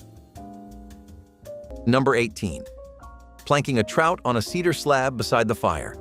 Planking a lake trout meant splitting the fish down the back, salting it lightly, and pinning it to a cedar plank with 2 sharpened hardwood pegs beside the fire, where it cooked for 40 minutes without ever touching a pan. The wood smoked slowly while it cooked, and the oil from the fish soaked into the cedar in a way that flavored the meat from the bottom up. Native cooks in the Pacific Northwest had been doing it for centuries before woodsmen in the Boundary Waters adopted the trick on lake shores east of the Divide.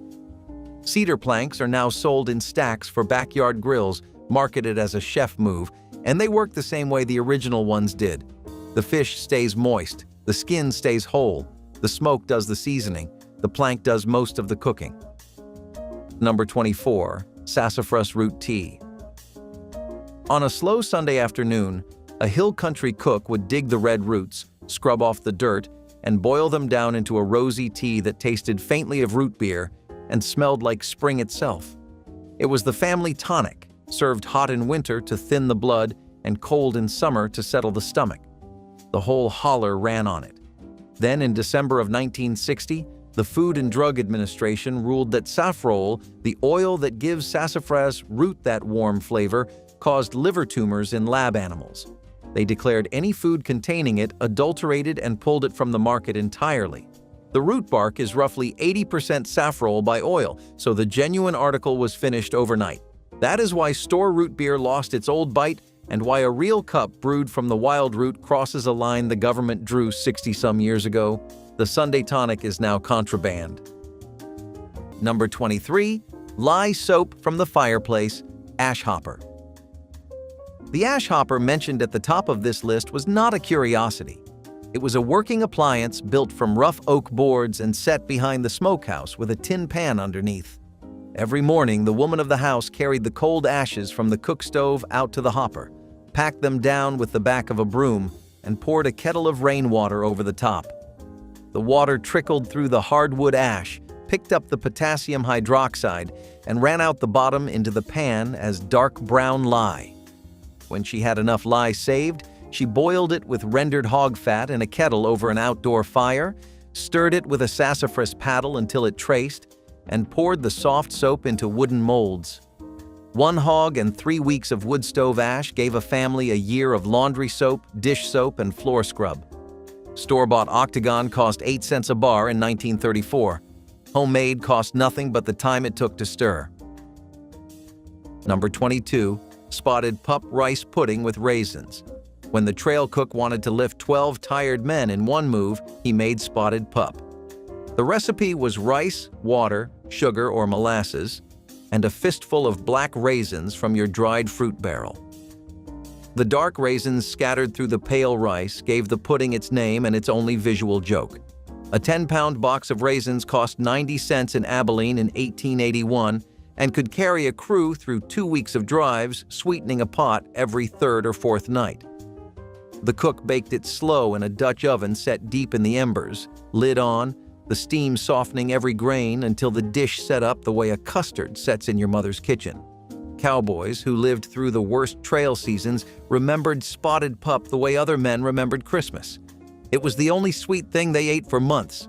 A man would trade his coffee ration for a second helping. Vinegar could become a pie. Then yesterday's cornbread could certainly become tonight's supper, and in the fastest, strangest way imaginable.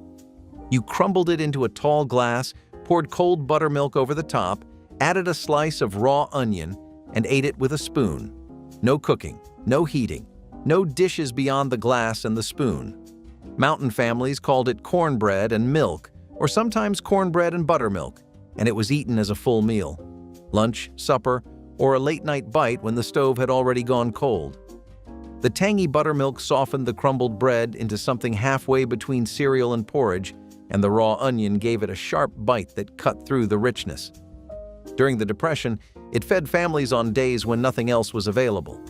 Even after times improved, plenty of mountain men kept eating it out of pure habit, standing at the counter the way their fathers had. Your grandfather probably made this when he thought nobody was watching. Number 14. Making sauerkraut in a back porch crock.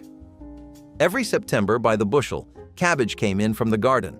It was shredded thin on a wooden board, layered into a 5-gallon stoneware crock with coarse salt, and pressed down with a clean stone wrapped in cheesecloth. The crock sat in the back porch where the temperature stayed cool. Within 3 days, brine had risen above the cabbage. Within 3 weeks, the kitchen had enough sauerkraut for the entire winter. Through the 1960s, the food industry pushed canned sauerkraut and called the crock unsanitary. The Department of Agriculture warned about home fermentation in pamphlets. Then microbiology caught up. A 2018 crossover trial published in the journal Microbiome followed 87 volunteers eating fresh sauerkraut for 4 weeks, and researchers documented measurable shifts in gut bacterial diversity that the volunteers carried forward for at least a month after they stopped. Lactic acid bacteria found in the brine, including Lactoplantobacillus plantarum and Leuconostoc, are now grown in laboratories and sold as probiotic capsules for $40 a bottle. Sauerkraut researchers at Frontiers in Microbiology mapped 63 distinct bacterial species in a single household crock. Your grandmother lifting the stone every morning to check the brine line was managing 63 species of bacteria with 1 cabbage and a fistful of salt. The crock was passed down through 3 generations of the same kitchen. The cabbage was free, the salt was a few cents, and the cure was the bacteria themselves. There was no canning, no electricity, no refrigeration. The brine kept the cabbage edible from October through April. The same kraut that cost nothing on the porch is now sold in Brooklyn delicatessens for $14 a pint, marketed as living food. The crock smelled faintly of vinegar and warm cabbage every time the screen door opened, and the family ate from it from Halloween through Easter without once running out. Sealing windows with flour paste turned pantry staples into effective draft barriers during blizzard season. Families mixed flour and water into thick paste pressed into cracks around window frames, door jambs, and gaps where cold air cut through walls. The paste dried hard and blocked drafts that lowered interior temperatures by 10 degrees or more in cabins and farmhouses. The practice was common in Appalachian homes and sod houses where rough construction left gaps between boards that let wind slice straight through. Mothers prepared paste each fall, teaching children to press it into every crack while still workable. During blizzards, sealed windows meant the difference between a survivable interior and one where water froze in buckets overnight. The paste cost almost nothing and was easy to remove in spring with warm water. Building scientists noted flour paste functions similarly to modern caulking, creating airtight seals that significantly reduce convective heat loss through structural gaps. Storing apples in straw involved layering fruit with clean straw in barrels or bins kept in cool, humid cellars where they remained crisp and edible for months. Scientists now understand that straw provides cushioning, preventing bruising, absorbs excess moisture, preventing rot, and allows air circulation, preventing ethylene buildup that accelerates ripening. Mountain families who carefully wrapped individual apples or layered them in straw were practicing produce storage that commercial facilities now replicate with controlled atmosphere technology. The specific varieties chosen, winter keepers with thick skins and firm flesh, reflected generations of knowledge about which apples stored successfully. Properly stored apples provided fresh fruit through entire winters when nothing else remained. Modern research confirms these traditional techniques achieve preservation comparable to expensive refrigerated storage. Potassium bromate is a fine white powder that American bakers have been adding to dough for decades. It makes bread rise higher, bake faster, and come out with a bright white crumb that looks clean and uniform on a shelf. More than 100 commercial bread products in the United States still contain it. The United Kingdom, Canada, China, India, Brazil, and every country in the European Union banned potassium bromate after the International Agency for Research on Cancer classified it as a possible human carcinogen linked to kidney tumors and thyroid damage. The old bread makers never needed it. They kneaded by hand, let the dough rest overnight, and knew by the feel of it. The stretch, the spring, the weight in their palms, when it was ready. You did not rush bread, you earned it. The bromate was never about making better bread, it was about making faster bread, and the countries that said no decided the shortcut was not worth the risk. Boiling pasta without sticking may sound too obvious to teach, but in home economics class it was a point of pride. Teachers explained that pasta needed plenty of boiling water, a pinch of salt, and careful timing so that noodles did not clump together. A wooden spoon kept things moving, but so did the practice of stirring once in a while. Students discovered that rinsing was not always necessary, and that oil was never the trick that commercials made it seem. It was knowledge passed down like a family secret, but with the authority of the classroom. When pasta came out tender but not mushy, students realized they had control over something that had once seemed finicky. The lesson was not only about noodles, but about confidence in boiling, draining, and timing. It was clever in its simplicity, and it made pasta dinners feel just a little more special when the whole pot came out perfect. Baking with molasses instead of sugar turned scarcity into sweetness. When sugar was scarce or too expensive, grandparents reached for the dark, thick syrup that lingered in the pantry. Its rich flavor added depth to cookies, breads, and cakes, while bringing a touch of iron and strength. Molasses wasn't just a substitute. It was an improvement. Earthy and warm. The smell of it baking filled the air like nostalgia itself. It reminded families that even hardship had its own flavor. Each pour was slow, deliberate, a reminder that patience and care could make up for what money could not. Molasses sweetened more than food. It sweetened life. Grandparents used it for everything, from gingerbread to baked beans, its sweetness laced with strength. It stretched farther than sugar, stayed longer on the shelf, and gave recipes a heartier soul. It was the taste of endurance, the kind that didn't fade when times grew hard. Every spoonful was a story of transformation, of making the bitter things beautiful again. The jar of molasses on the counter stood as a quiet monument to resilience, proof that even when the world ran dry, there was still sweetness to be found for those who knew how to look for it. Breadcrumb extenders for meatloaf was one of the thriftiest ideas to come out of Grandma's kitchen when every penny had to count and every bite had to fill a plate. Instead of relying on a heavy pound of ground beef alone, she mixed in stale bread or finely crushed cracker crumbs that soaked up flavorful juices and held the loaf together beautifully. This not only doubled the servings, but also made the meat taste tender and moist with a texture that seemed almost fancy. Seasoned with herbs, onions, and a splash of milk, the mixture baked into a hearty dinner that nobody guessed was stretched. Families across small towns and city blocks could sit down to generous slices with plenty left for sandwiches the next day, or even a quick cold lunch tucked into wax paper for work. It was more than a meal. It was a quiet lesson in turning scraps into abundance and proof that careful hands could make a little meat feed a crowd. Every bite carried the pride of making something from almost nothing, and the warm knowledge that thrift and creativity could stand shoulder to shoulder with flavor and comfort when times demanded it. Orange sherbet layered parfaits were the kind of dessert that looked fancier than they really were, which was exactly the point. Church ladies had a way of turning inexpensive sherbet into something that felt like a treat from a restaurant. Layered in tall glasses with whipped cream or fruit, they were colorful and refreshing. The bright orange against white cream made them eye-catching on tables lined with potluck desserts. Sherbet was cheap and kept well in the freezer, making it a practical ingredient for families on tight budgets. By layering it with simple pantry items, women created parfaits that kids loved and adults admired. The trick was all in the presentation because the flavors were simple, but the look was memorable. Parfaits like these were a favorite in summer when something cold and light was most welcome. At gatherings, trays of parfaits could be carried in and set down with pride. They proved that even with limited resources, you could bring joy and elegance to a table. They were clever, thrifty, and full of charm, just like the women who made them.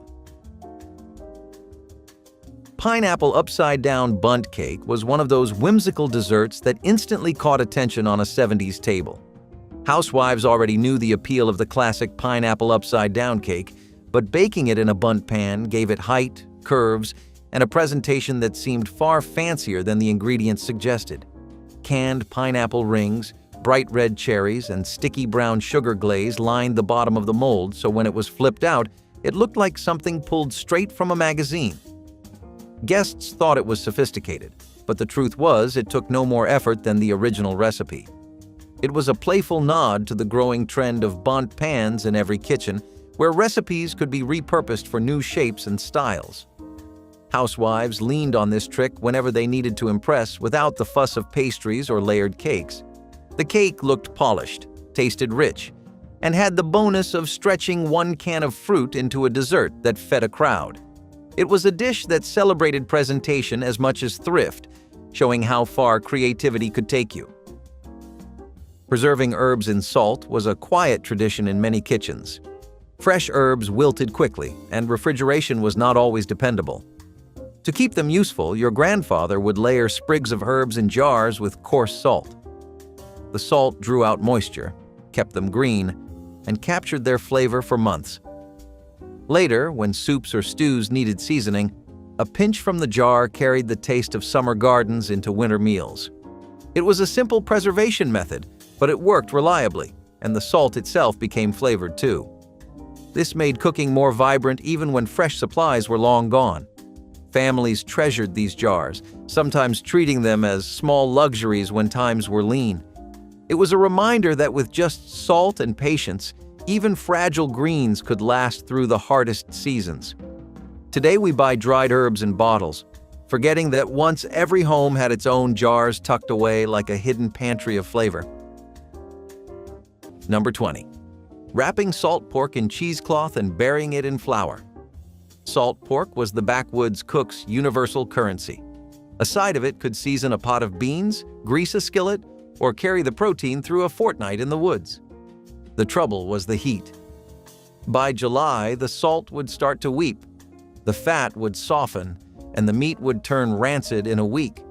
The fix was a tight wrap of 2 layers of cheesecloth and then a full burial in the flour sack.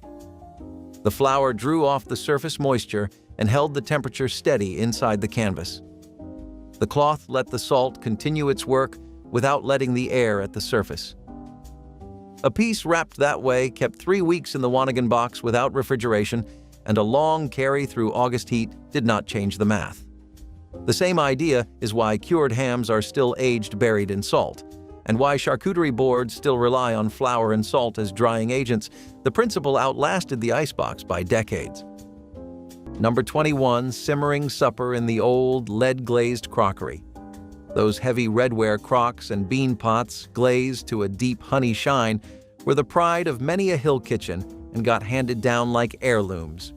Cooks slow-cooked pinto beans in them, soured kraut in them, and stored buttermilk and stewed tomatoes in them for days. The trouble lives in the glaze. When that old pottery was fired at too low or too uneven a heat, the lead never fully bonded into the glass surface, and it leaches straight into the food. Acidic dishes pull it out fastest, which means the very beans, kraut, and tomatoes those crocks were made for were the worst offenders. The Food and Drug Administration now warns flatly against cooking, serving, or storing food in any pottery that tests for leachable lead, and a single family in New York was poisoned this way as recently as the last few years. That cherished bean pot is now a hazard the agency tells you to retire. Number 19. The 3-cabin quilting bee swap. Up in the Cumberland Ridges, no one cabin had enough scrap fabric to make a whole quilt. So 3 or 4 households would pool their rag bags, meet in the cabin with the biggest front room, and quilt together through a long Saturday in February. One woman brought the worn-out shirt sleeves, another brought the feed sack scraps too small for a dress, a third brought the cotton batting she had carded from last year's pillow. The quilt that came off the frame at sundown was shared on a rotating system. This year it stayed on the host's bed. Next winter it moved to the second cabin. The year after that, the third. By the time the quilt came home, it was 4 years older, 3 babies older, and twice as warm from the body heat it had soaked up along the way. Number 16. Pemmican from buffalo, tallow, and chokecherries. The Plains tribes had perfected this food 1,000 years before any cowboy rode a longhorn north out of Texas. Strips of buffalo were dried in the sun until the meat shattered like glass when struck, then pounded to a coarse powder. Rendered tallow was poured over the powder in equal weight, mixed with handfuls of dried chokecherries or Saskatoon berries, and the whole mass was packed hot into a hide bag and sewn shut. The bag cooled into a brick that could last 5 years without refrigeration. Cowboys traded for pemmican at posts along the Powder River and the Yellowstone, paying $1 a pound for something that delivered 900 calories per ounce. A single brick in your saddlebag could carry you through a snowstorm that stranded the chuck wagon for a week. The fur trade companies of the 1840s could not have moved across Canada without it. Drive out the water. Coat the protein in fat. When the lettuce went limp or the carrots turned soft, nobody in a mountain kitchen threw them out. They filled a bowl with cold water, stirred in a teaspoon of salt, and let those tired vegetables sit for about an hour. The cells in the leaves and roots absorbed the water, the walls stiffened back up, and what looked ready for the compost pile came back crisp enough to serve. Household guides in the 1950s documented the trick, and decades later, food scientists confirmed that cold water increases pressure inside plant cell walls, while the salt bolsters the pectin that holds them rigid. The mountain women who used it every week did not need a laboratory. They had watched their own mothers do it. Overnight, soaking could bloat vegetables too far, so the 1-hour window was the sweet spot. Long enough to revive, short enough to keep the texture honest. Nothing left the kitchen until it had given everything it could. Number 23. Making gravy from dry toasted flour. Stirring dry flour above a slow flame in the heaviest skillet, keeping the spoon moving. No fat, no shortcut. The flour darkened from pail to paper bag, then pecan, then dark chocolate. That toasted flour became the base for gravy, gumbo, and stew. Cookbooks called the technique crude. Restaurants pushed packaged gravy mix instead. That technique is the Maillard reaction, the chemistry behind roasted coffee and seared steak. Food scientists confirmed dry toasted flour develops deep, nutty flavor compounds without the fat of a butter roux. The kitchen called it browning the flour. The chemists call it melanoidin formation.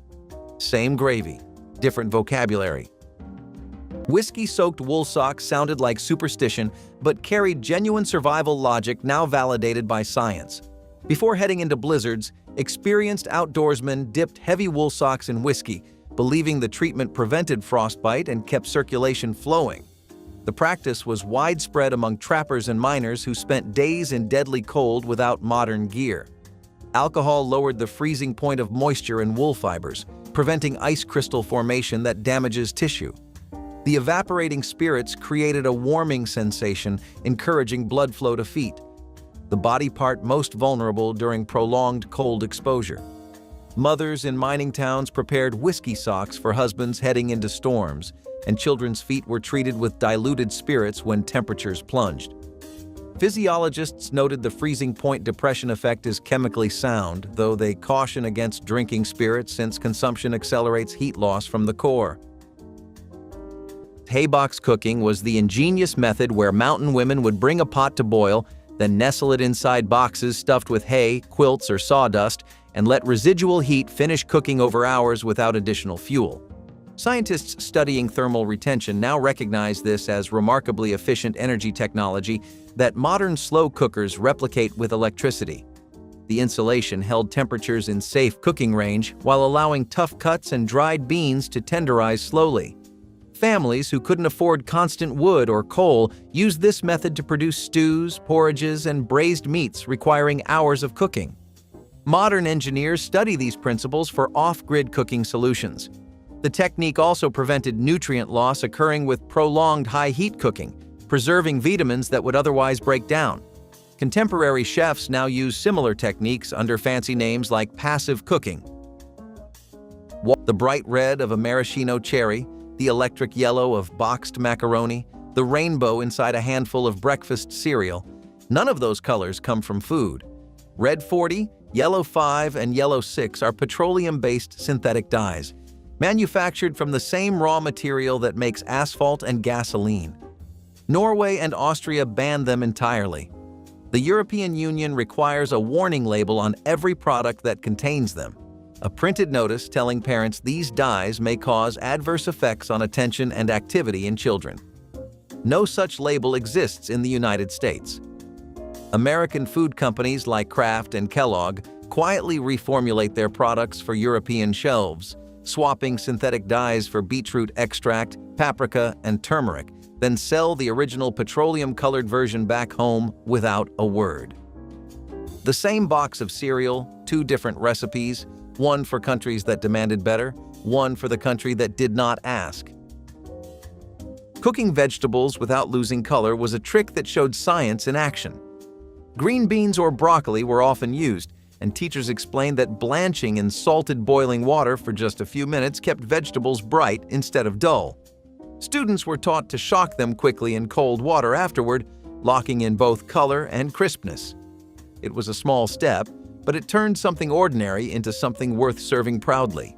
A plate of vivid green beans looked far more appetizing than limp gray ones.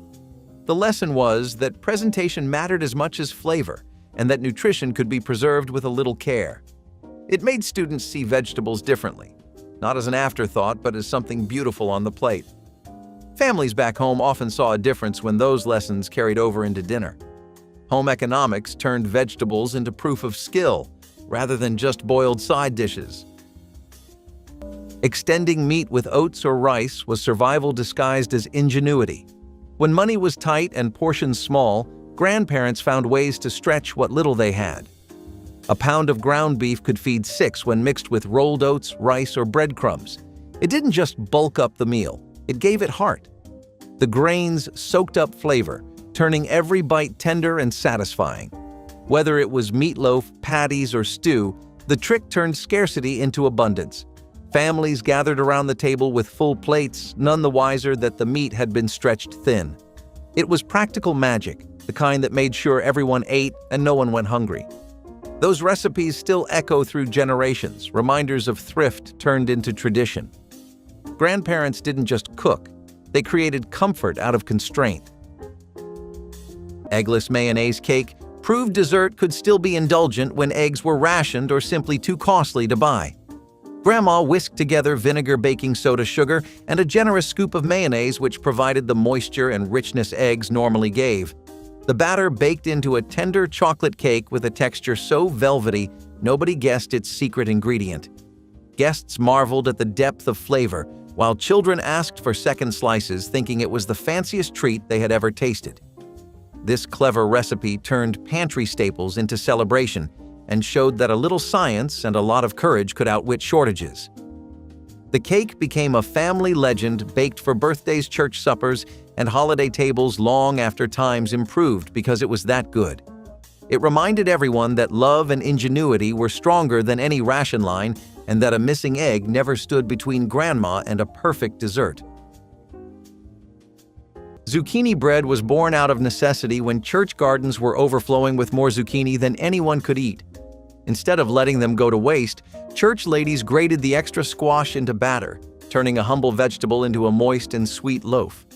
With cinnamon, nutmeg, and sugar, the zucchini blended right in, leaving behind only a soft texture and rich flavor.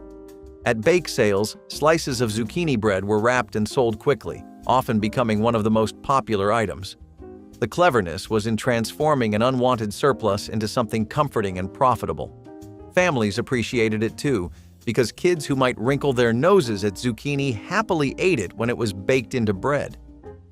It was also a frugal trick, since it stretched flour, eggs, and sugar into more servings without using extra costly ingredients. For many, the smell of zucchini bread cooling on the counter became tied to church events and fall harvests. It was proof that nothing needed to go to waste if you had creativity in the kitchen. Sweet, simple, and resourceful, zucchini bread became a classic church recipe for good reason. Iceberg lettuce boats looked like diet food, but they were actually a clever way to stretch expensive proteins. Housewives would hollow out big crisp leaves and fill them with cottage cheese, tuna salad, or chopped ham, making one head of lettuce feed a whole family. They appeared on diet plates in diners, but at home they were a showcase of thrift dressed up as something stylish. A tray of these boats made it seem like you had spent hours planning, when in reality it was just a matter of scooping and spooning. They were crisp, fresh, and cheap, which checked every box for a busy mother trying to keep meals interesting. Cottage cheese and canned fruit made them light enough for summer lunches, while ham or tuna made them hearty for a quick dinner. Guests thought they were trendy, kids thought they were fun, and husbands thought they were health conscious, which meant everyone went home happy. It was not about the lettuce at all. It was about the illusion that this was something fresh and new. That was the true genius of 70s cooking tricks, making ordinary food feel like a special creation. Boiling cloth bags of pudding was one of those homely tricks that saved energy and made dessert possible. Instead of baking in the oven, your grandfather's family would fill a cloth bag with a sweet batter of flour, sugar, dried fruit, and spices, then tie it shut. The bag was dropped into simmering water and left to cook slowly. Hours later, the pudding was removed, firm and fragrant, sliced and served like cake. It required no oven fuel, no special pans, and only the most basic ingredients. Families cherished these puddings at holidays because they felt festive without needing luxuries. The cloth bag could be washed and reused, keeping the tradition going for years. Each slice was proof that desserts could be made from scraps and patience. It was not fancy, but it filled plates and brought smiles when sweetness was hard to come by. Clever, thrifty, and warming, it was dessert born from hardship that still felt like a treat. Number 16. Smoking fish with apple wood off the side of the coals. Trout and walleye that came in too fast to eat fresh got the slow treatment. A few green apple branches were laid on the edge of the coals. not in the fire, and the fillets were hung on a stick rack above them for 2 hours, no closer than 14 inches above the heat. The smoke flavored the fish and dried the surface enough to keep it edible for 3 or 4 days in a cool box. Apple wood ran sweeter than oak or maple and never overpowered the fish, the way hickory or mesquite would. The same wood is still sold in chips for backyard smokers today, and chefs still pay extra for it. By the way, if any of these methods feel useful, there is a small vintage lifestyle recipe guide that walks through 6 of them with measurements written out for a modern kitchen. The link sits in the description for anyone curious. Nothing fancy, just the working numbers. Number 23. The home hog killing and the meat that went out the back door.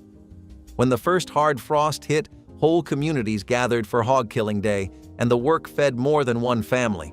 A man would dress out his hog, smoke the hams, render the fat, and pass cuts to a neighbor who paid him back with eggs or a few dollars. That swapping kept everyone fed through the lean months.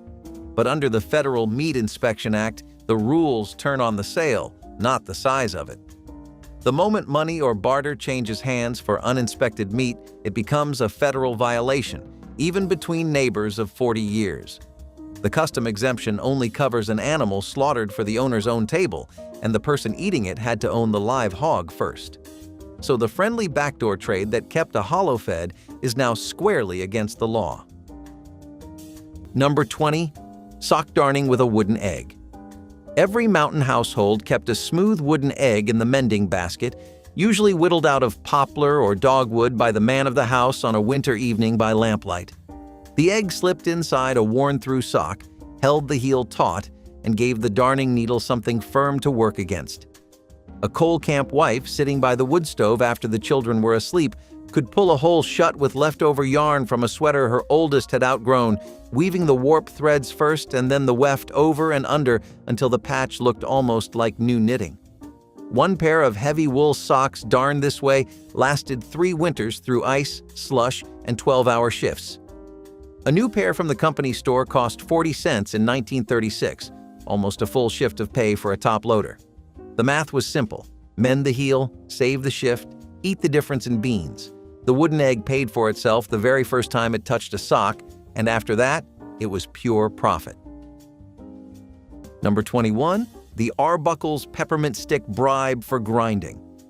Every 1-pound bag of Arbuckle's Ariosa coffee shipped out of Pittsburgh in the 1880s carried a single stick of red and white peppermint candy buried inside the beans, like a prize at the bottom of your cereal box. The candy was a marketing gimmick that became a social institution on every drive west of the Mississippi. The cook needed those whole roasted beans ground before every brew, and grinding was tedious work nobody wanted. So the cook would hold up the peppermint stick at first light and call out who wanted it. The first cowboy to volunteer to crank your iron grinder for 10 minutes won the candy. The trick gave the cook free labor and gave your men one bright moment of sweetness in an otherwise gray meal. By 1890, John Arbuckle had sold so much coffee through this single design choice that the brand became a generic name on the prairie. Cowboys did not ask for coffee, they asked for Arbuckles. Hog killing day in the mountains was not a chore. It was an event, and every family within walking distance came to help because the work was enormous and the rules were absolute. Nothing was wasted. The hams and shoulders went to the smokehouse for months of curing over hickory. The leaf lard, fat from around the kidneys, prized above all other fat, was rendered slowly for baking. Intestines were cleaned, scraped, turned inside out, and stuffed with seasoned sausage. The head simmered for hours until the meat was picked from the skull and pressed into head cheese with vinegar and spices. Feet became souse, skin became cracklings, rendered crisp and crumbled into cornbread. The blood in some Scots-Irish mountain families was caught in a pan and cooked into pudding. Bones went into the soup pot and simmered until they gave up everything. One animal, slaughtered in November, fed a family through March. Number 19, using cornmeal as a breading instead of flour, shaking buttermilk-soaked chicken pieces in a brown paper bag of yellow cornmeal, a little flour, salt, and pepper. The pieces went into a hot iron skillet of melted lard, 10 cents worth on the counter from the same can the cook used all winter. The crust crackled when the chicken hit the oil and stayed crisp 2 hours later on the plate. Food magazines in the 1970s called cornmeal coarse and rural. White flour breading was sold as the modern way for 50 cents a box. Frying research at North Carolina A&T showed cornmeal absorbs less oil than plain flour, holds more moisture in the meat, and stays crunchier when you bite into it. The protein in the cornmeal forms a tighter seal around the chicken, like a thin shell. The higher starch content browns into a deeper crust. Every Southern grandmother already knew this without a lab. The seasoned skillet still smells faintly of that browning when you open the cabinet door 40 years later. Lard and grease skin coating horrified outsiders, but saved extremities from frostbite across generations of cold country families. Before venturing into storms, farmers coated exposed faces, ears, and hands with rendered animal fat, creating a waterproof barrier blocking wind and slowing heat loss. The practice had roots in indigenous knowledge shared with settlers who realized European clothing couldn't handle plains blizzards.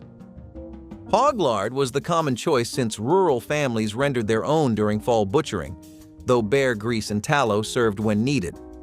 Children heading to schoolhouses had cheeks smeared by mothers who knew frostbite claimed skin in minutes during whiteouts. The grease didn't stop cold entirely, but blocked wind's moisture wicking effect that accelerated heat loss from exposed flesh. Cold weather researchers confirmed fat barriers reduce evaporative cooling significantly, validating what prairie families practiced for generations without formal understanding. Clabbered milk was the thick, tangy substance that formed when raw milk sat at room temperature until natural bacteria transformed it into something between yogurt and cheese. Scientists understand this spontaneous fermentation created probiotic-rich food containing beneficial bacteria that modern consumers pay premium prices to obtain.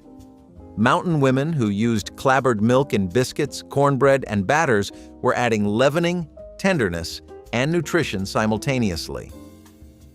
The lactic acid produced during clabbering created the acidic environment activating baking soda for rising, while fermentation partially digested lactose for those struggling with fresh milk.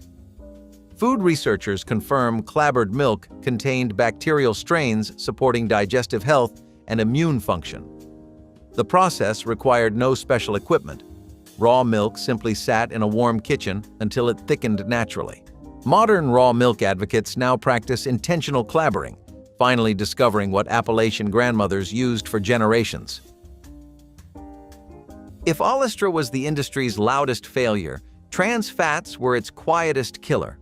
Partially hydrogenated oils, the process of pumping hydrogen gas through vegetable oil to make it solid at room temperature, gave American kitchens Crisco in 1911 and changed the way the country baked for the next century. Denmark became the first nation to restrict them in 2003. Switzerland, Austria, Hungary, and Iceland followed. The United States did not issue its own ban until 2018, 15 years after the science was settled. In those years between, trans fats sat in every pie crust, every stick of margarine, every deep fryer, and every diner and school cafeteria in the country. Your grandmother used lard she rendered herself, animal fat from the same pig she helped butcher in the fall. When the industry replaced her lard with a factory-made solid, it called the switch progress. The heart disease that followed told a different story. How to make white sauce from scratch was one of the first lessons in home economics class because it was the base of so many other dishes. A little butter, a little flour, and a careful hand with the milk could turn into something that tied together casseroles, vegetables, or even gravies. Grandmothers may have learned it at home, but in the classroom, it was treated as a skill every student needed. If you could make a white sauce, you could dress up leftovers or stretch out a small amount of meat with creamed vegetables. Teachers drilled in the importance of stirring constantly, never letting lumps form, and seasoning at the end for flavor. It seemed simple, yet it was the foundation for dozens of meals that otherwise would have been plain. Students left class knowing they could create something smooth and creamy out of the bare minimum. It was clever, thrifty, and practical, which was the entire point of home economics. Substituting eggs with vinegar or applesauce showed the brilliance of resourceful kitchens. When eggs were too costly or simply unavailable, grandparents didn't give up on baking. They adapted. A spoonful of vinegar or a dollop of applesauce replaced the binding power of an egg in cakes, breads, or pancakes. The results were soft, moist, and every bit as delicious. These small substitutions taught generations that creativity could fill the gaps that scarcity left behind. Every cake that rose without eggs was a quiet triumph. It wasn't just about making food. It was about refusing to surrender to circumstance. Each substitution was proof that tradition could bend without breaking. In those humble kitchens, resourcefulness became its own kind of art, built from instinct and care. Each spoonful of vinegar or fruit puree whispered the same message: there is always another way. It was the kind of wisdom that turned hardship into invention, and invention into survival. The scent of those bakes filled the home with reassurance, a sweet lesson that flavor didn't depend on what was missing, but on what remained.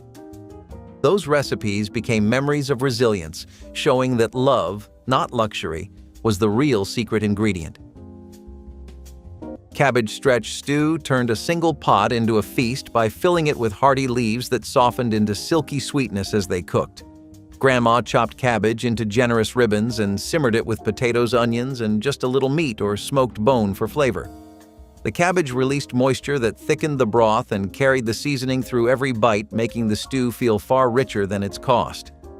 Served with a slice of homemade bread, it warmed the family through long winters and made even the scarcest pantry look abundant. The scent filled the house, drawing neighbors who often brought their own bowls, hoping for a taste. No one left hungry because the pot always seemed to hold enough for one more serving. This humble dish proved that a simple vegetable could turn a few scraps into a meal worth remembering, and reminded everyone that real comfort often begins with the simplest garden greens. Cornflake-topped casseroles were the crunchy secret to making church suppers feel just a little more exciting. Instead of breadcrumbs, which were not always available or affordable, women crushed cornflakes and sprinkled them over the top of creamy dishes. The flakes baked into a golden crust that added texture and flavor. It was a clever way to use a cereal that was already in most kitchens, turning breakfast into a topping. At potlucks, casseroles with that golden crunch always stood out on the table, drawing hands before the plain versions. Whether it was potatoes, green beans, or noodles, cornflakes added that extra layer of satisfaction. The idea spread fast through church cookbooks, and soon nearly every family had their own spin on it.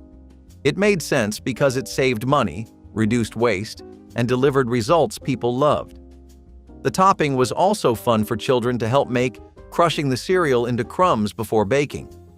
Over time, cornflake casseroles became a defining dish of community meals, carrying with them the spirit of sharing. They were simple, affordable, and unforgettable, just like the gatherings where they were served. Mayonnaise chocolate cake sounds like the oddest pairing, but to a 70s housewife, it was a lifesaver. Eggs and oil were not always affordable or plentiful, and mayonnaise carried both of those ingredients in one neat jar. What might have started as a depression trick found new life in suburban kitchens where dessert could not be skipped. The mayo kept the cake moist and soft, which made it a reliable favorite even when pantry shelves looked bare. Housewives served it at birthday parties, neighborhood gatherings, and even slipped it into lunchboxes, and no one ever guessed the secret ingredient. The kids were thrilled, the neighbors thought it was genius, and all it took was one jar of mayonnaise. For a generation that had been raised on thrift and taught to make do, this was proof that simple pantry swaps could feel indulgent. It turned an ordinary chocolate cake into something special that lasted longer and stayed fresh even days later. What mattered was not telling anyone how it was made, because the taste spoke for itself. Cooking corn directly in husks was an old method that brought out flavors in ways modern kitchens often overlook. Grandfathers would toss whole ears of corn, husks and all, into hot coals or onto the edges of wood stoves. The husks protected the kernels while trapping steam inside, leaving the corn tender and naturally sweet. The slight charring added a smoky taste that felt indulgent even when it was just a simple farm staple. Butter was not always available, but steaming corn in husks gave it a richness all its own. Families often gathered outside around fires to share ears peeled back fresh from the embers. It was easy, filling, and satisfying, especially after a long day of work. The method required no pots, pans, or fancy seasonings, just patience and an open flame. Even today, few things compare to the rustic taste of corn roasted this way. It was proof that the simplest tricks made some of the most unforgettable meals. Number 25. Reading coal color before setting the Dutch oven down. A backwoods cook never trusted a watch and never trusted a guess. Coals were read by color. White-gray ash with a pulse of red underneath meant steady heat, the kind that would hold a biscuit at around 350 for 30 minutes without scorching the bottom. Bright orange flame meant too hot, and dull gray with no glow meant the heat was almost gone. The cook would hover a palm 6 inches above the bed and count the seconds before the heat became unbearable. 3 seconds meant a hot oven. 5 seconds meant a slow one. 7 seconds meant the bake was finished, and the residual heat would do the last 10 minutes for free. That same reed still works on a charcoal grill in a backyard, and it works on a fire pit at a cabin in any state. The eye learns faster than the thermometer, and the hand learns faster than the eye. A practiced cook could call the temperature within 20 degrees without ever looking up. Number 15. Putting up home-rendered lard to sell. After hog killing day, the kitchen filled with the smell of fat slowly melting down in a great kettle, and the snow-white lard that came off it was gold. Cooks ladled it into crocks, used it for everything from pie crust to frying, and sold the surplus to anybody who came calling. Good lard was a reputation in itself, but lard rendered from a home-slaughtered, uninspected hog falls under the same Federal Meat Inspection Act that governs the meat itself. Once you sell or trade an animal product that never passed through an inspected facility, you have stepped over a federal line, and even kitchens that qualify for the custom exemption are still bound by the law's rules against adulteration and misbranding. The cottage food laws that let a baker sell cookies do not extend to a rendered animal fat, so the prized crock of pure white lard, once a small income in itself, can no longer change hands the way it did. Number 14. The hillbilly wife who wasted nothing. In every coal camp from McDowell County to the Tug Fork, in every cabin tucked along Troublesome Creek, in every shotgun house at the head of a Cumberland holler, there was a woman whose name almost never made the church bulletin, but whose mind ran the whole household economy. She was the one who kept the pencil ledger in the Big Chief tablet, who set the bean pot on Monday and the soap kettle on Wednesday, who knew which Bemis Brothers sack would print up as a school dress and which one would only do for a flour bin liner. She had probably finished 6th grade. She had probably married at 17. She had probably borne 5 children by the time she was 28, buried at least one of them by the time she was 35, and lost a husband to the mine by the time she was 40. None of that stopped her from running a house on $12 of scrip a week. She rendered the lard, sliced the hominy, layered the salt pork, churned the butter, saved the buttermilk, mended the socks, swapped the quilts, set the dye in the feed sack cotton, hung the salt curing the bacon, kept the ash hopper packed, leached the lye, boiled the soap, traded the eggs at the company store for a tin of baking powder, and on Sunday morning she still got the family scrubbed and combed and out the door to the wood-frame Baptist church on the ridge in time for the 11 o'clock service. Frugal was not a virtue she chose. It was the only language her hands had ever spoken. And every trick on this list, every single one, came out of her kitchen first. Number 24. Salt pork wrapped in cheesecloth and buried in flour. On a drive across the Llano Estacado, flies could ruin a side of pork in a single afternoon. The traditional fix worked like a pressure cooker, except in reverse. The cook wrapped each slab of cured pork in 2 layers of cheesecloth, then nested the bundle deep inside the open flour sack at the bottom of your chuck box. The flour absorbed any drip of moisture that broke through the cure, and the cloth was fine enough that no fly could lay eggs against the meat. The trick was passed down from naval cooks who had used the same method on long voyages out of New Bedford. A pound of salt pork bought for 12 cents at a frontier trading post in 1878 could last 3 weeks in your flour bag without an icebox. And the flour itself stayed clean, ready for the next morning's biscuits.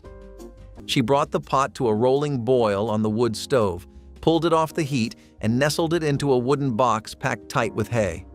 Then she closed the lid, walked away, and let the trapped heat do the rest. Hours later, the beans or stew inside was cooked through, tender, thickened, still warm, without burning a single additional stick of wood. The hay box, also called the fireless cooker, appeared in rural American kitchens as far back as the 1890s and survived into the 1940s, especially in mountain homes where firewood meant hours of splitting. Some women used old blankets or crumpled newspaper instead of hay, whatever insulated well enough to hold the temperature steady. The method worked for anything that needed long, slow heat: dried beans, porridge, tough cuts of meat. It freed the stove for other tasks and freed the cook for other work. When gas and electric ranges made heat cheap, the hay box vanished. The principle behind it never stopped being brilliant. Number 21. Making vinegar from apple peels and cores. The smell of fermenting fruit drifted through the kitchen for 6 weeks straight. The peels and cores went into a half-gallon glass jar. Sugar water covered them. A square of cheesecloth held the jar shut, and the bottle sat on the icebox the way a starter does. By the end, the liquid turned amber, sour, faintly sweet. It strained through a coffee filter and went into a bottle. Supermarket vinegar pushed homemade out of most American kitchens. Microbiologists later confirmed that raw fruit scrap vinegar develops the same acetic acid bacteria, the so-called mother, sold today in wellness aisles. The household fermenting apple peels was bottling a probiotic from the trash of last week's pie. Newspaper insulation layers turned yesterday's headlines into life-saving warmth for families who couldn't afford proper winter gear. Across Appalachia and the northern plains, mothers stuffed newspapers between clothing layers, inside boots, and between blankets to create dead air spaces, trapping body heat.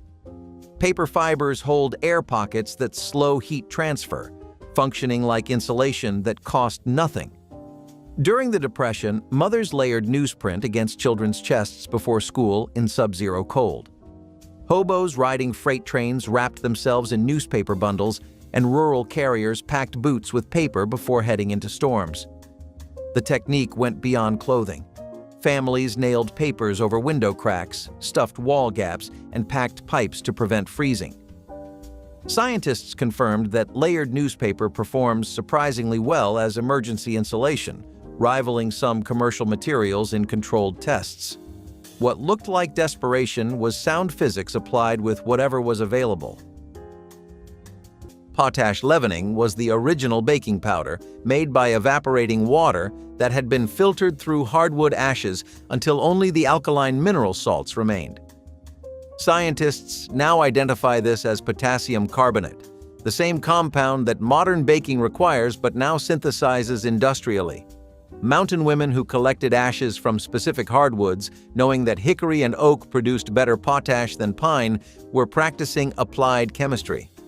The white powder was stored in tight containers and used sparingly in quick breads, cookies, and cakes when yeast wasn't practical. Combined with acidic ingredients like buttermilk or molasses, potash released carbon dioxide that made baked goods rise light and tender. This self-sufficiency meant families could bake without depending on store-bought supplies. Food historians now recognize potash as the predecessor to modern chemical leaveners, developed through generations of experimentation. In 1958, American soda makers discovered it could keep citrus flavoring from separating in beverages and began adding it to drinks like Mountain Dew, Squirt, and Sundrop. For decades, it sat on the FDA's generally recognized as safe list until it was quietly removed in 1970. But instead of banning it, the agency allowed continued use in small amounts. Japan and the entire European Union banned BVO outright. Bromine accumulates in body tissue over time, and researchers linked it to memory loss and nerve damage. PepsiCo announced in 2014 that it would remove BVO from Mountain Dew, but the ingredient lingered in smaller brands for years. Your grandmother made lemonade with a pitcher, 3 lemons, sugar, and cold water. She never needed a flame retardant to hold the flavor together. The trick to tenderizing cheaper meat cuts was one of the most practical lessons. Students learned that marinating in vinegar, tomato juice, or even buttermilk broke down the toughness and made meat taste better without extra cost. Teachers demonstrated with flank steak or round cuts, showing how acid worked over time. It was a revelation for teenagers who had only known expensive roasts or fried chicken. Suddenly, a tough, chewy cut became tender enough for a family dinner. Seasonings and patience were part of the lesson, but the real skill was in knowing how to make the most of what you had. The savings were obvious, but so was the satisfaction of learning a professional trick in a school kitchen. It proved that good meals did not depend on money, but on knowledge. This was clever cooking at its best, and students carried it with them long after. Reusing water from boiled vegetables, what grandparents called pot liquor, was nourishment in its purest form. The water, rich with vitamins and flavor, was never poured down the drain. It became the base for soups, gravies, or was sipped warm as a tonic. Nothing from the pot was wasted, not even what most would overlook. The greenish liquid might not have looked fancy, but it carried strength and substance. It was health made humble. Drinking pot liquor was like thanking the earth for every gift it gave, even the smallest one. In every sip was gratitude and survival intertwined. That murky broth was liquid proof that simplicity could sustain. It was passed down from generation to generation, a small act of care that carried both nourishment and memory. Some families seasoned it with salt, others with a touch of pepper or vinegar, but the meaning stayed the same. Pot liquor was a celebration of what grew from the ground and what could be saved from it. It taught families that waste was a luxury they could not afford, and gratitude, the richest seasoning of all. Rice filler meatballs were the answer when a single pound of meat had to feed a big table without leaving anyone hungry. Grandma mixed cooked rice into seasoned ground beef, forming tender meatballs that held their shape in a bubbling tomato sauce. The rice absorbed the flavors and released gentle starch that made the sauce silky and thick, while adding volume to every bite. Served over noodles or tucked into crusty bread, these meatballs seemed endless and tasted rich enough to rival expensive versions. Children enjoyed the surprise of soft grains inside, while adults admired how a modest pantry staple transformed a small amount of meat into a feast. The dish became a weeknight favorite because it balanced frugality with comfort and never felt like a compromise. Each bite carried the quiet satisfaction of stretching food wisely and the proud memory of a cook who could make plenty from almost nothing at all. Sun tea in glass jars was the definition of resourcefulness because it took nothing more than water, tea bags, and the sun to create a refreshing drink that could serve a whole gathering.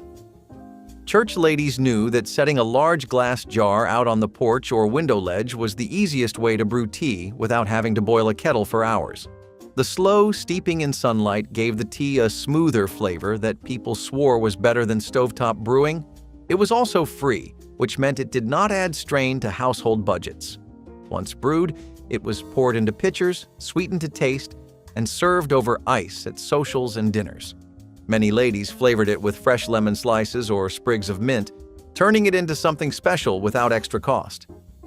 On hot days, a jug of sun tea sitting on a table was as much a part of church events as hymnals and folding chairs. Neighbors loved how they could brew large amounts without lifting more than a jar. It was a simple practice, but it carried with it the spirit of sharing and ease.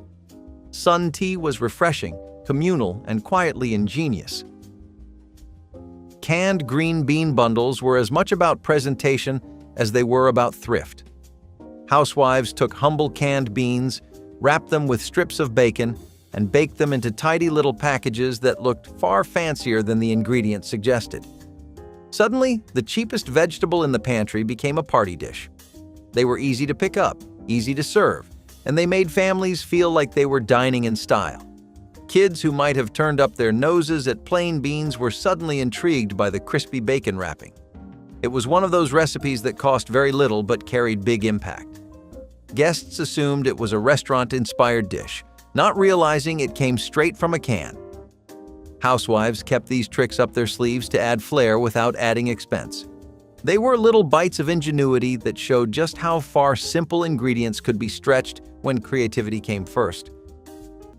Homemade root beer in stone jugs was a tradition that blended fun, flavor, and ingenuity. Using sassafras roots, sugar water, and yeast, grandfathers would brew their own bubbly drinks at home. The mixture fermented just enough to create carbonation, making it fizzy and refreshing without being strong. Families often kept jugs tucked away in cool spots, waiting days until the drink was ready. It was a treat for children and adults alike, especially during warm summers when store-bought sodas were too costly or unavailable. Brewing root beer turned kitchens into little workshops of science and patience. The smell of sassafras filled the air, and the sound of corks popping was part of the excitement. It connected people to the land and to old traditions, since sassafras was foraged or traded. Sharing a glass was about more than taste, it was about celebrating something made with your own hands. It was one of those clever traditions that brought joy without spending much. Number 14. Building the bean hole the night before the morning meal. This was the trick that separated a working camp from a campfire, and it took the guide longer to teach than any other. A hole was dug 18 inches deep and 18 inches wide in a patch of bare earth at least 4 feet from any tree root. A hardwood fire was built inside the hole and burned down for 2 hours until the bottom was a layer of red coals 6 inches deep. Soaked navy beans, a half-pound of salt pork, a pour of molasses, a chopped onion, mustard, and water went into a heavy cast-iron pot with a tight lid. The pot was lowered into the coals, covered with another layer of coals on top, and then buried under a foot of packed dirt. The cook walked away. 12 hours later, at breakfast or supper the next day, the pot came up out of the ground steaming, the beans dark and soft and slow cooked all the way through. Nothing scorched, nothing dried out. The earth had held the heat at a steady 250 degrees for half a day. Bean hole cooking ran through the lumber camps of Maine, the canoe routes of Minnesota, and the homesteads of the Upper Peninsula. The piece no one tells you is that the dirt does not just insulate the pot, the dirt also seals the lid. Steam cannot escape, and nothing dries out at the top. A modern slow cooker on a low setting reproduces the result, but the original method needed no electricity at all. A hole in the ground and a steady set of coals did the work. The lumber camps fed 40 men this way every supper through a Maine winter. Number 25. The backwoods moonshine still.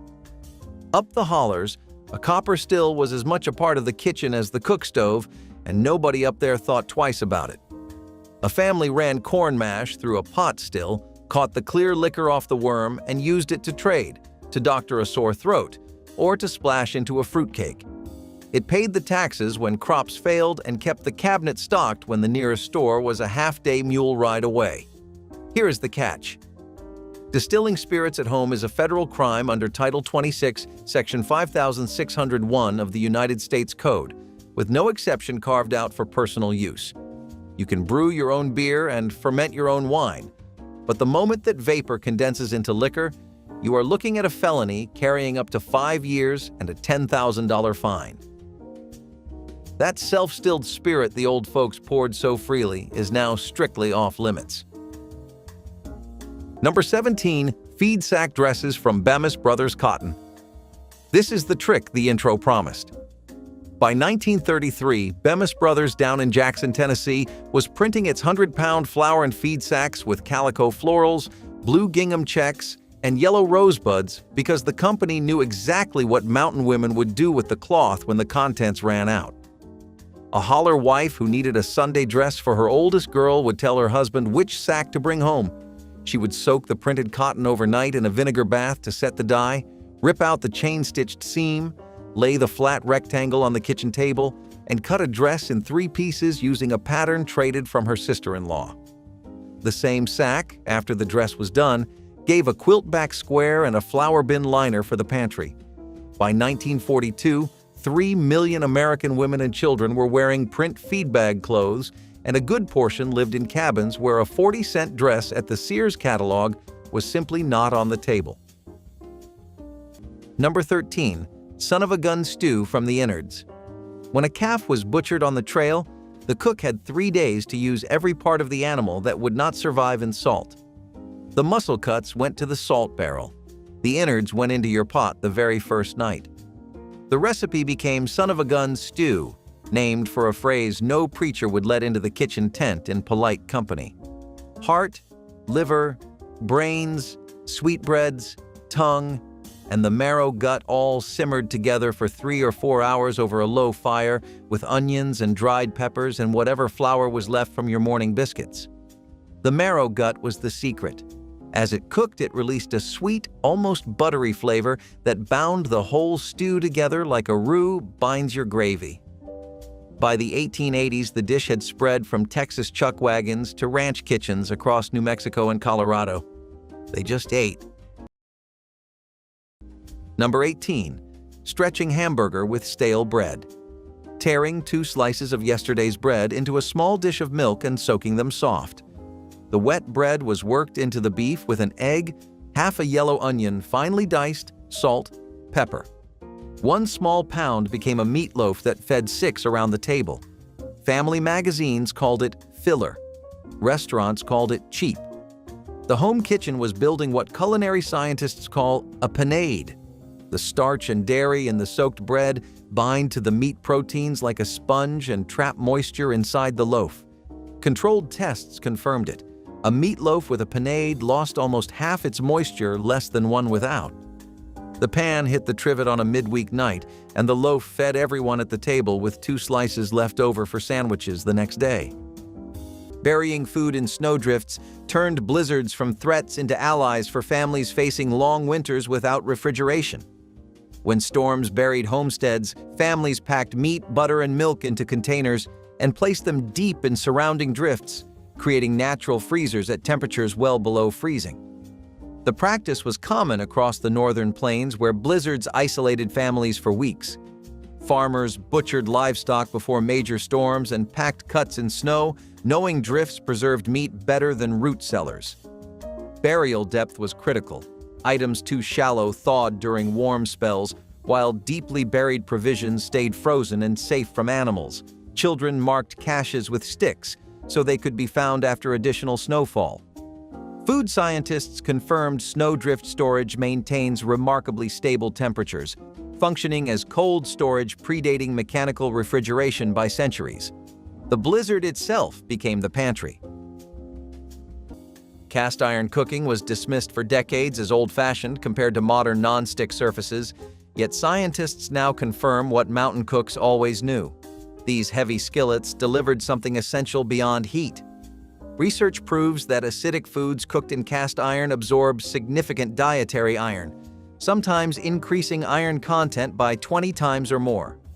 Appalachian women who simmered tomatoes, apples, and vinegar-based dishes in seasoned skillets were unknowingly treating iron deficiency anemia that plagued isolated communities. The pans themselves became supplements, leaching bioavailable iron into every pot of greens and every slow-simmered stew. Modern doctors now recommend cast iron cooking for pregnant women and children at risk of anemia. The seasoning process, coating pans with rendered lard and baking until glass smooth, created natural non-stick surfaces without synthetic chemicals researchers now question. Those heavy black skillets passed from mother to daughter carried more than recipes. In 2012, a USDA microbiologist named Gerald Zernstein sent an email to colleagues calling it nasty pink slime, and the phrase stuck. The real name was lean, finely textured beef. Trimmings scraped from bones, spun through centrifuges to remove fat, then blasted with ammonia gas to kill bacteria like E. coli and Salmonella. At the time, roughly 70% of ground beef sold in American supermarkets contained this filler, and none of it was labeled. The European Union and Canada banned ammonia-treated beef entirely. The USDA approved the process in 2001 and agreed with the manufacturer that ammonia was a processing agent, not an ingredient, so it never appeared on a package. Your family bought ground beef and thought they were getting ground beef. The old butchers ground their meat fresh. You watched them do it, the chuck going through the grinder right in front of you. You knew what you were eating because you saw it happen. Using cornstarch to thicken sauces was a final essential trick. Teachers showed students how to mix cornstarch with cold water to create a slurry, whisking it into simmering liquid until it thickened.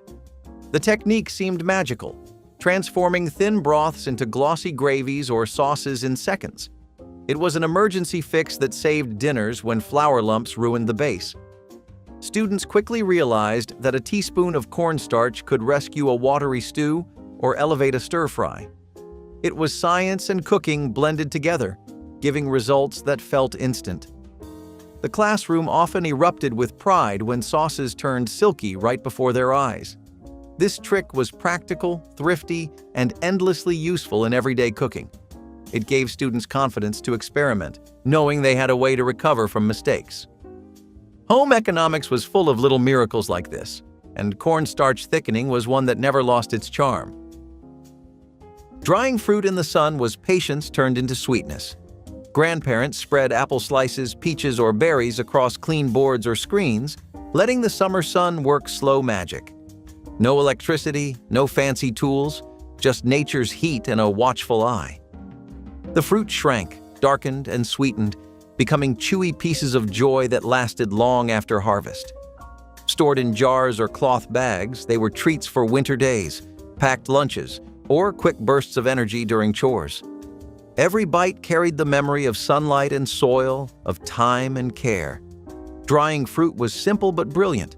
It preserved flavor without waste, connecting every generation to the rhythm of the seasons. It was a reminder that time itself could be an ingredient. Oatmeal. Meat patties brought wholesome grains into the supper spotlight when meat was scarce and appetites were large.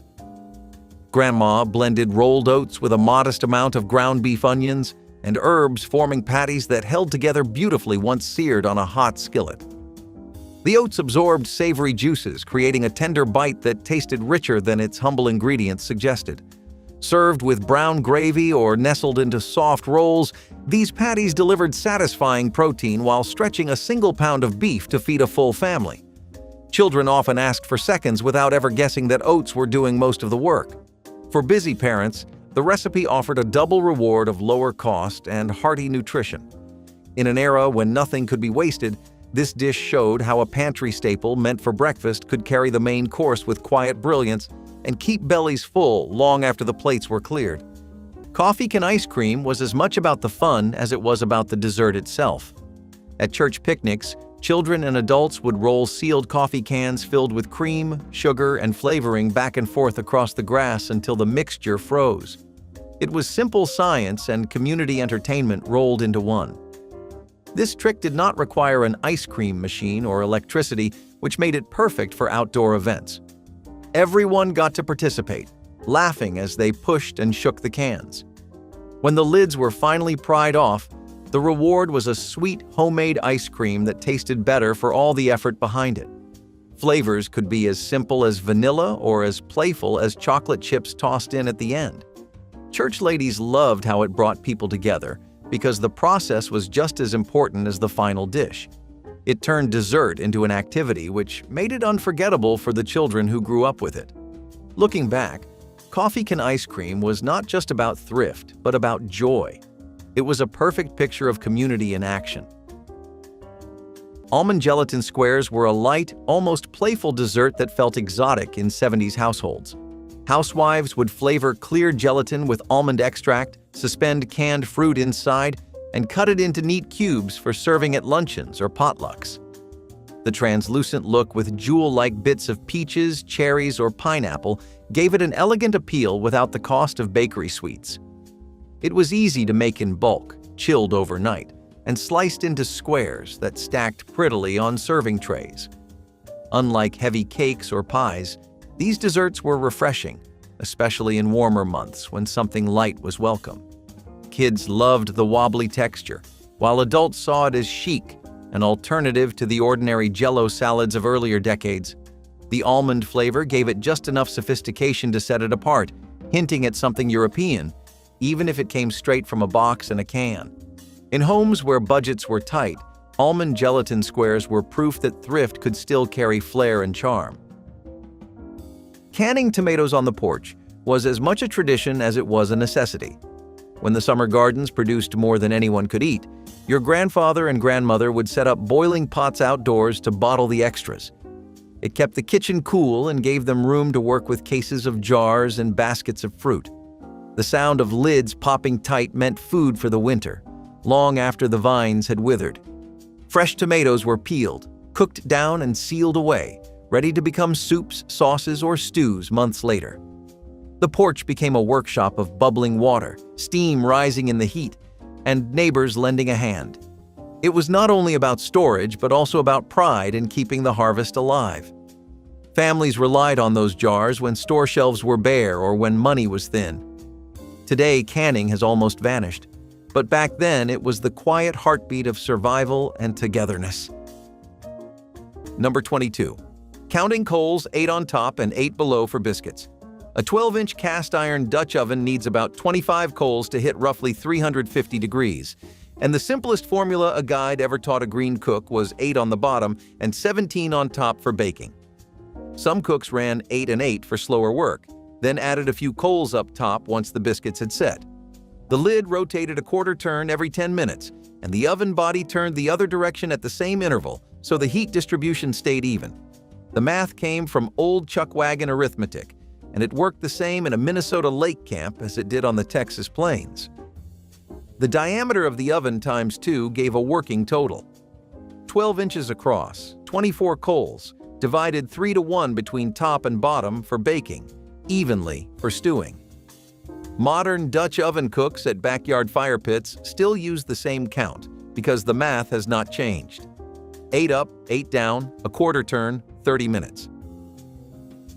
Number 16. Selling the raw cream skimmed off the morning milk.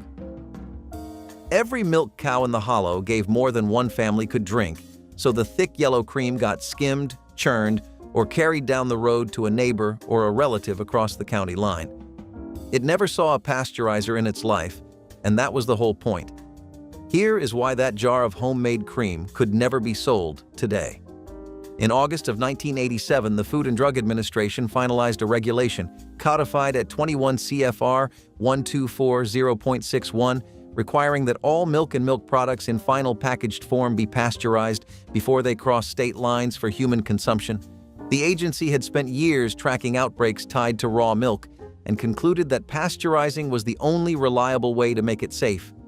So the unpasteurized cream that the hook of this list promised, the kind the Hill Country Kitchen ran on, is now barred from interstate sale by federal law. A neighborly swap across the county line is no longer a neighborly thing at all. By the way, real quick before we keep counting down, if your own people cook this way and you want to keep a few of these old Hill Country dishes alive in your own kitchen, we have pulled the safe, legal versions together into a vintage recipe guide. There is a link waiting for you down in the description. Now, back to the list. Number 22, hominy made with wood ash lye. The same hopper that made the soap also made the hominy. A coffee can of dry field corn went into a graniteware pot covered with 2 inches of weak lye drawn from the second pour through the ashes. It sat on the back of the stove all day, just barely simmering, until the yellow hulls slipped off the kernels and floated to the top. The cook poured off the lye water, rinsed the corn through 3 cold water baths in a granite basin until the rinse ran clear, and what was left was hominy, swollen white and tender as a boiled egg. Fried in bacon drippings, it became a side dish. Ground wet on a mill, it became masa for cornbread. The corn cost $1 a bushel. The lye was free. One hopper did the work of a Quaker Oats factory. Number 12, dried apple pie rehydrated in a Dutch oven. The dried apple barrel was the chuckwagon's pantry of last resort. Apples sliced thin and sun-dried in Missouri or Tennessee orchards, shipped west in 50-pound barrels and arrived hard as poker chips. The trick was to throw 2 cups of dried apple slices into your Dutch oven the night before pie day, cover them with a quart of water, and let them sit by the dying fire until morning. By sunrise, the apples had drunk back almost their original size. The cook tossed them with sugar, cinnamon, and a tablespoon of flour, wrapped the filling in a sourdough crust, and baked the pie under a lid loaded with hot coals. A trail crew of 12 men could go through a pie in 8 minutes flat. The cook never made one without making 2. The smell of cinnamon and apple drifted half a mile across the prairie like a dinner bell and brought every cowboy back to your camp on time. The name itself told you where it came from. Kilt was Scots-Irish mountain dialect for killed, and kilt lettuce was exactly what it sounded like. Fresh greens hit with enough heat to wilt them dead in the skillet. You started with bacon drippings, still hot and popping from breakfast. Into that went a splash of apple cider vinegar, a pinch of sugar to cut the acid, and then the lettuce. Leaf lettuce or wild cress or whatever was growing, tossed fast with tongs until it collapsed. The whole thing took under a minute. The warm, tangy, smoky greens went straight onto the plate beside the cornbread, and the juice left in the skillet got sopped up with whatever bread was left over.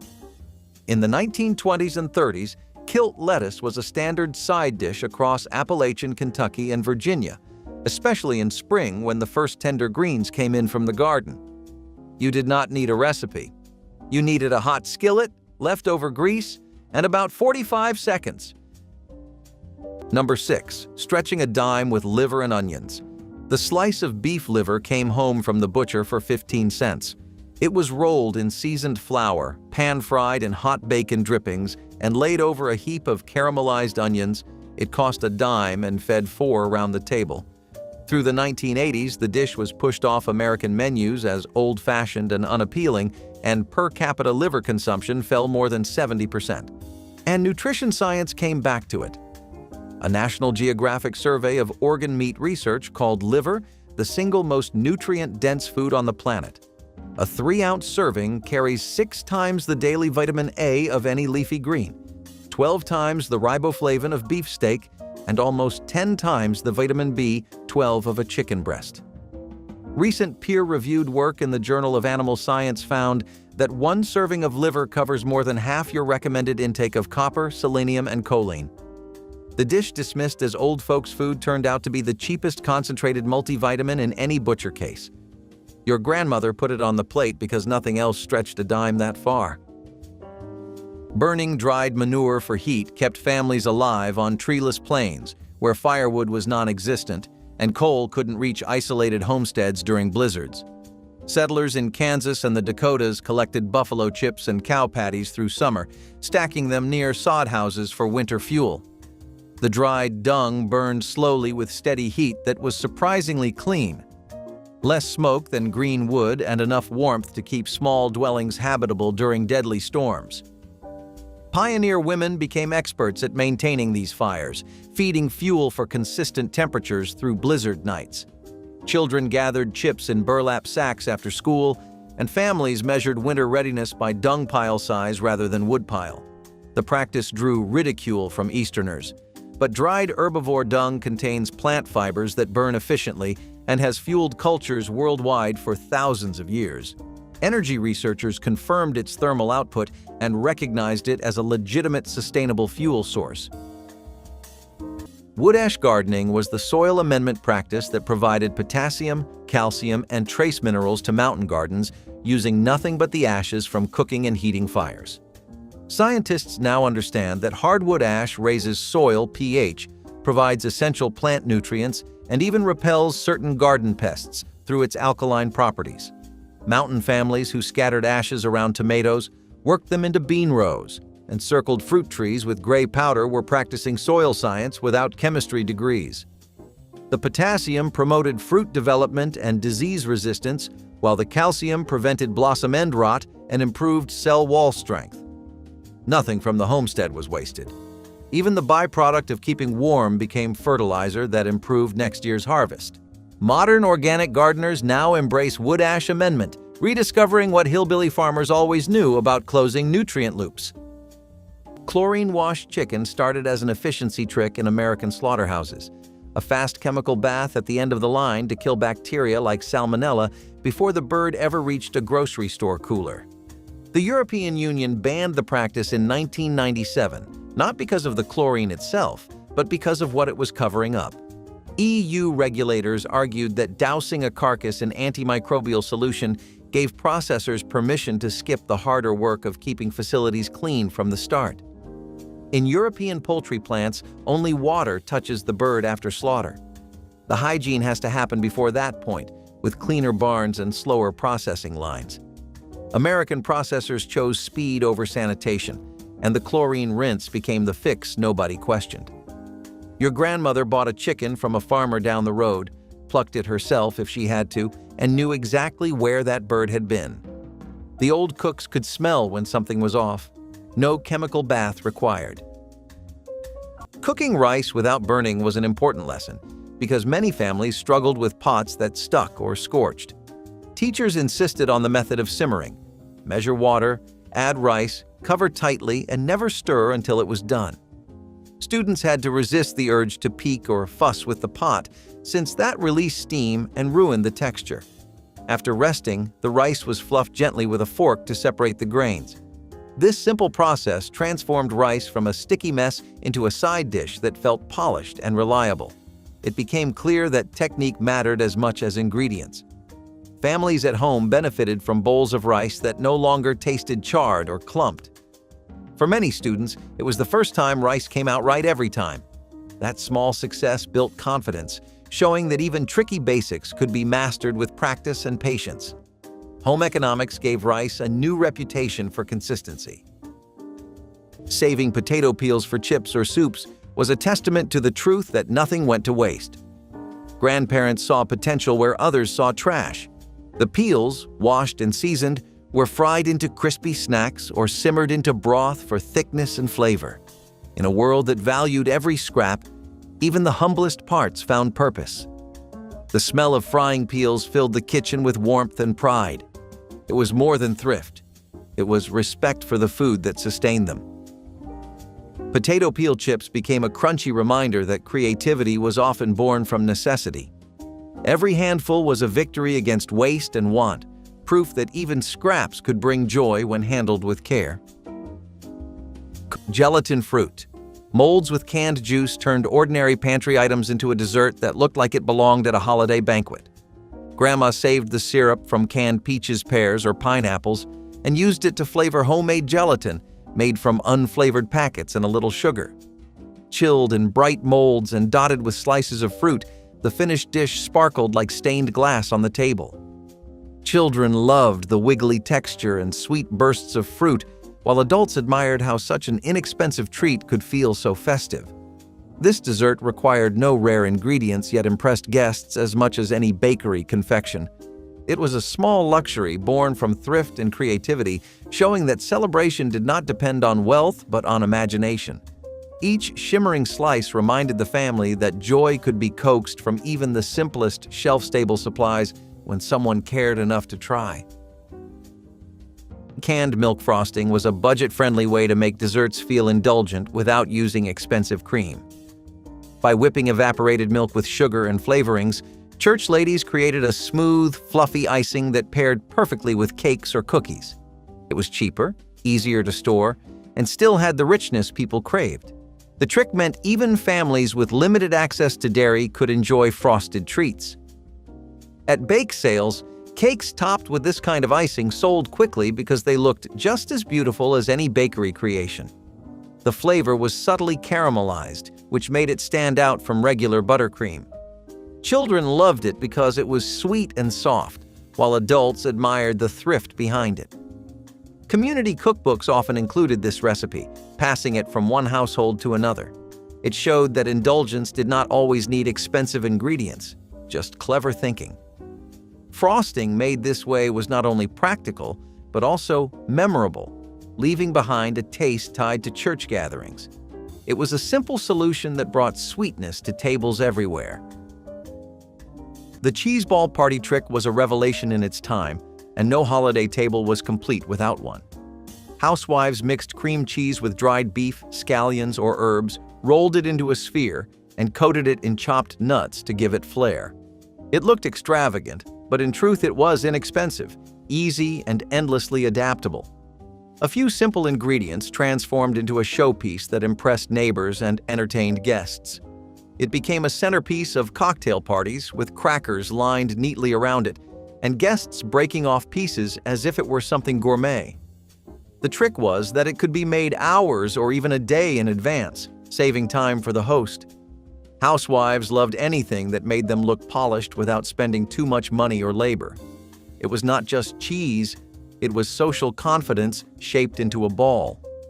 The 70s were full of gatherings, and this recipe proved that you did not need wealth to make a statement. Making gravy from pan drippings was one of those clever tricks that turned scraps into something that felt like a feast. Grandfathers did not need store-bought mixes or powders. They simply saved the grease left in the skillet after frying meat, stirred in a bit of flour, and added water or milk until it thickened. The drippings carried all the flavor from the meat, giving the gravy depth without costing a cent. This was poured over biscuits, potatoes, or vegetables to stretch small meals further. Even a plain dinner suddenly tasted hearty and comforting with gravy on top. It was an economical habit that also became a flavor tradition in many homes. The method required nothing more than patience and a steady hand at the stove.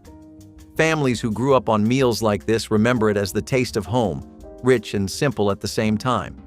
Today, most people buy mixes, but the old method proved resourcefulness always tasted better. Number 19. Baking bannock in a reflector oven facing the flames.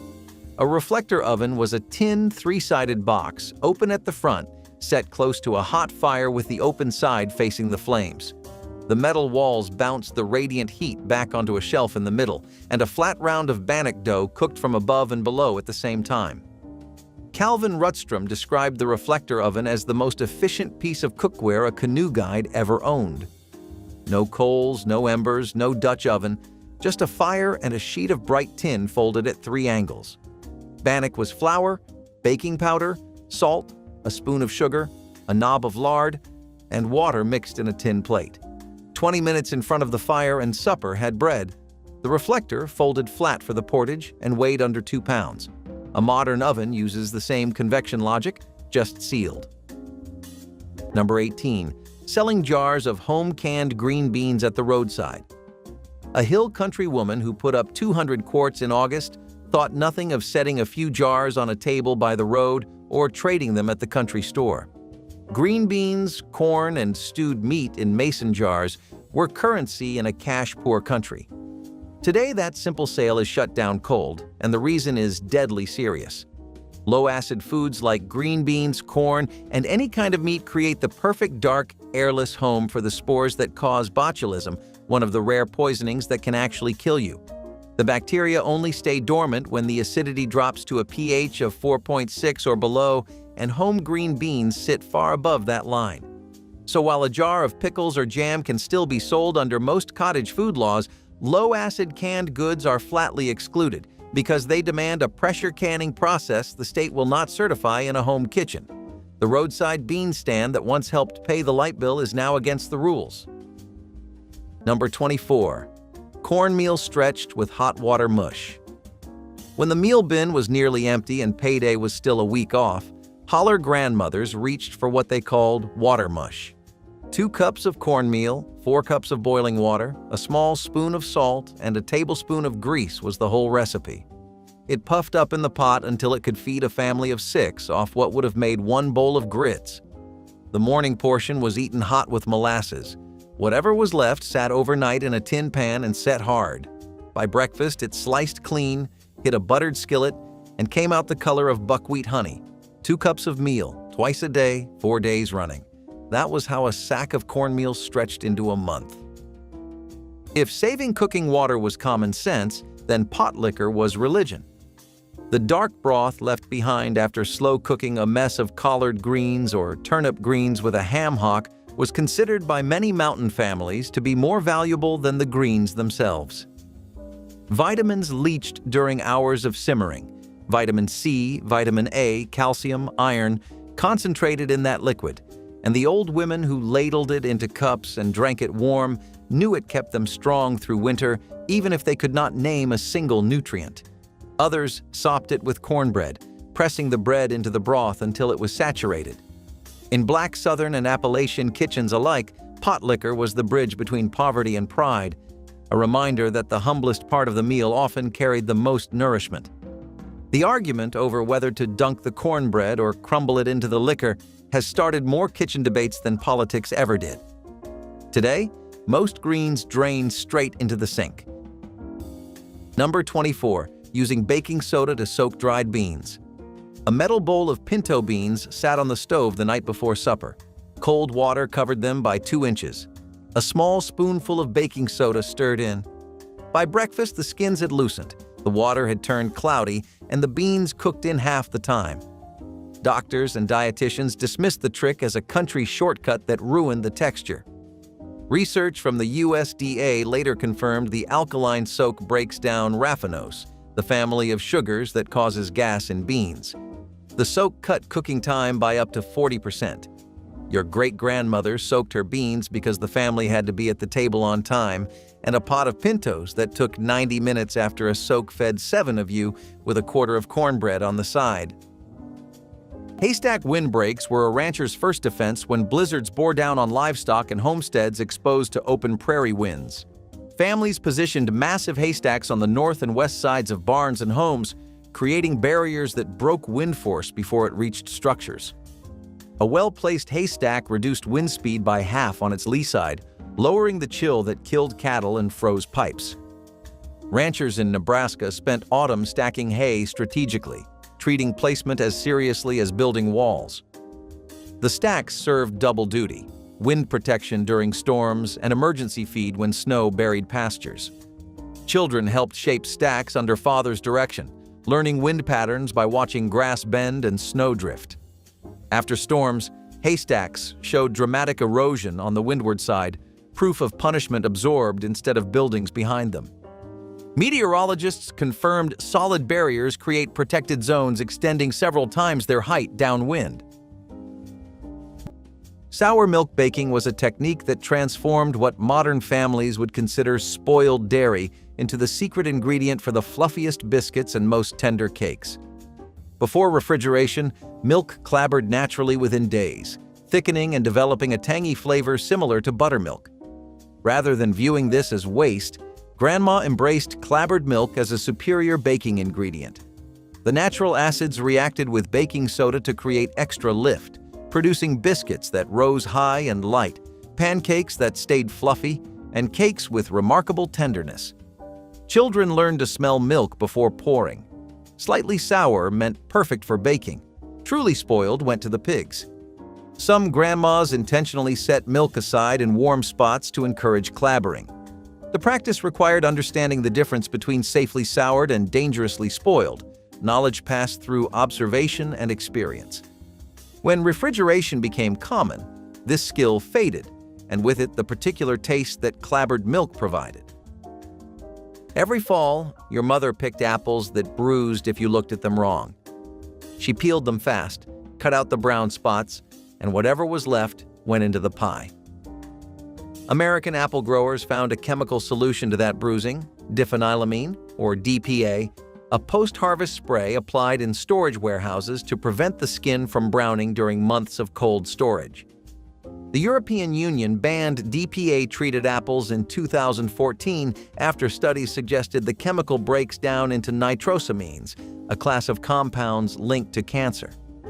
American regulators considered the residue levels safe. EU officials were not convinced and shut the door. The gap between those two decisions sits on every apple in your grocery store, a thin, invisible film of chemistry that keeps the fruit looking perfect long after it should have shown its age. Your mother never needed a spray. She just cooked fast and wasted nothing, and a brown spot never stopped her once. Freezing herbs in ice cubes was one of the preservation tips that showed how clever home economics teachers really were. Students were taught to chop parsley, mint, or chives, tuck them into ice trays, and pour water over them before freezing. Weeks later, the cubes could be popped out and dropped into soups, stews, or sauces for instant flavor. It was a way to make herbs last before freezer bags and gadgets made the job easy. For families with gardens, it meant no harvest went to waste. The lesson also showed how freezing locked in freshness and saved money. Students loved the idea because it felt like discovering a secret trick that even adults did not always know. This was not just about saving herbs. It was about learning to think ahead and make use of small resources. Home economics turned something that might wilt in days into something that could brighten meals for months. Using oatmeal in baking and meatloaf was another act of genius. Grandparents used it to stretch meals and add nutrition when flour or meat ran low. The oats bound everything together, making meatloaf hearty and cookies chewy. It was a quiet form of thrift that shaped generations of comfort food. Oatmeal took on any flavor, turning from sweet to savory with ease. It was reliable, filling, and humble, the kind of ingredient that never let a family go hungry. Every spoonful of oats stirred into a bowl was an act of care, proof that nourishment could come from the simplest things. Grandparents passed down oatmeal tricks the way others passed down heirlooms. A handful of oats could bulk up stew, thicken soup, or replace breadcrumbs in meatballs. It was a grain that worked hard, stretching small portions into big blessings. Even the smell of it cooking, warm, toasty, honest, felt like a promise that no one would leave the table hungry. Oatmeal was survival wrapped in comfort, the food that filled bellies and hearts alike. Homemade pudding mix jars were a quiet kind of genius, a way to make dessert on demand without buying packaged brands. Church ladies would blend sugar, cornstarch, cocoa, and powdered milk into neat jars or tins, ready to be cooked with water or fresh milk when needed. This meant families could whip up a sweet treat in minutes without running to the store. It was thrifty because the bulk ingredients cost less than pre-made mixes, and it was satisfying because the flavors were richer.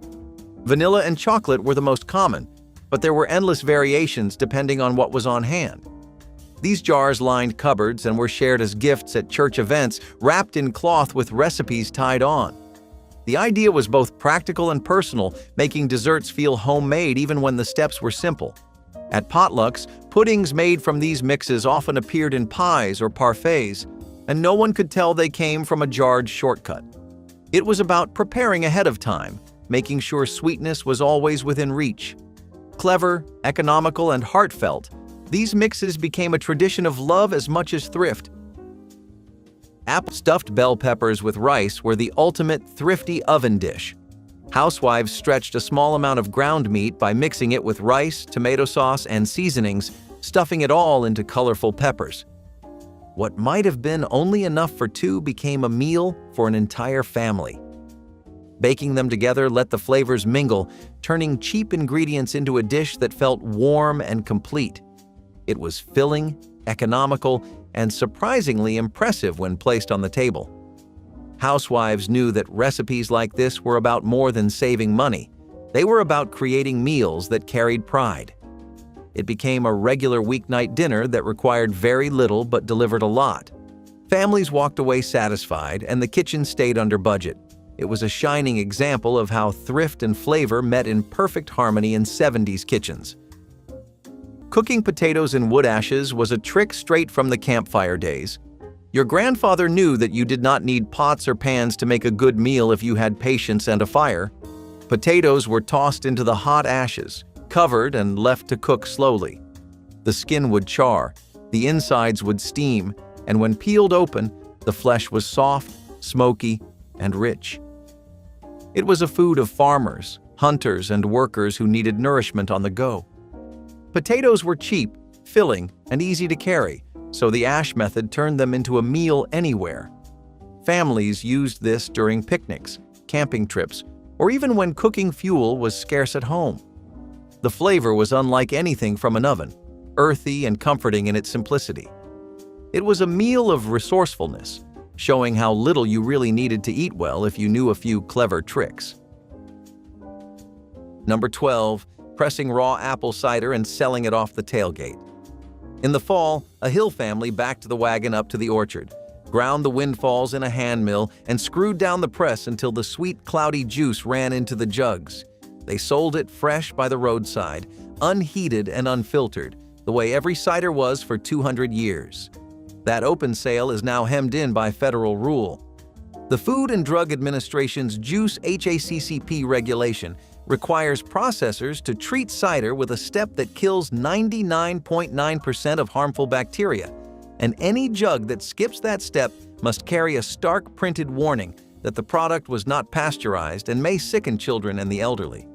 The reason was a string of deadly E. coli outbreaks traced to raw cider. So the foggy autumn jug a family once handed over for pocket change now answers to the federal label law. Number 12. Sorghum syrup boiled down from the cane patch. When the first hard frost browned the sorghum cane along the bottom of the garden, the whole holler showed up for the boil. The men cut the stalks with corn knives, stripped the leaves, and ran the cane through a horse-pulled mill that squeezed out a thin green juice the color of pond water. The juice ran into a long copper evaporator pan set over a wood fire behind the smokehouse, and the women of 3 cabins took turns skimming the foam off the top with a wooden paddle from sunup until well past dark. 10 gallons of green juice cooked down to 1 gallon of thick amber sorghum syrup, dark as walnut stain and sweet as anything a holler child ever tasted. That 1 gallon, sealed in stoneware jugs and set in the cool spring house, did the work of 40 pounds of store-bought sugar for a full year of biscuits, cornbread, and Sunday morning pancakes. In the deep hollows of West Virginia and eastern Kentucky, lemons were a luxury that arrived by rail, if they arrived at all. So when a woman wanted a tart, custard-style pie, she reached for the bottle of apple cider vinegar on the shelf. Mixed with eggs, butter, sugar, and a little flour, then baked in a lard crust, the vinegar lost its bite in the oven and left behind something close to lemon custard, bright, tangy, with a sweetness that crept up on you. Church cookbooks in the 1940s listed it as mock lemon pie or surprise pie. And the surprise was that nobody could guess the main ingredient. The chemistry worked because heated vinegar partially neutralizes against the sugar while the volatile acids evaporate, leaving only brightness behind. Some Appalachian versions swapped white sugar for sorghum, which gave the filling a deeper, smoky quality. By the 70s, it had slipped out of most recipe boxes. The women who made it best never measured. They poured until it smelled right.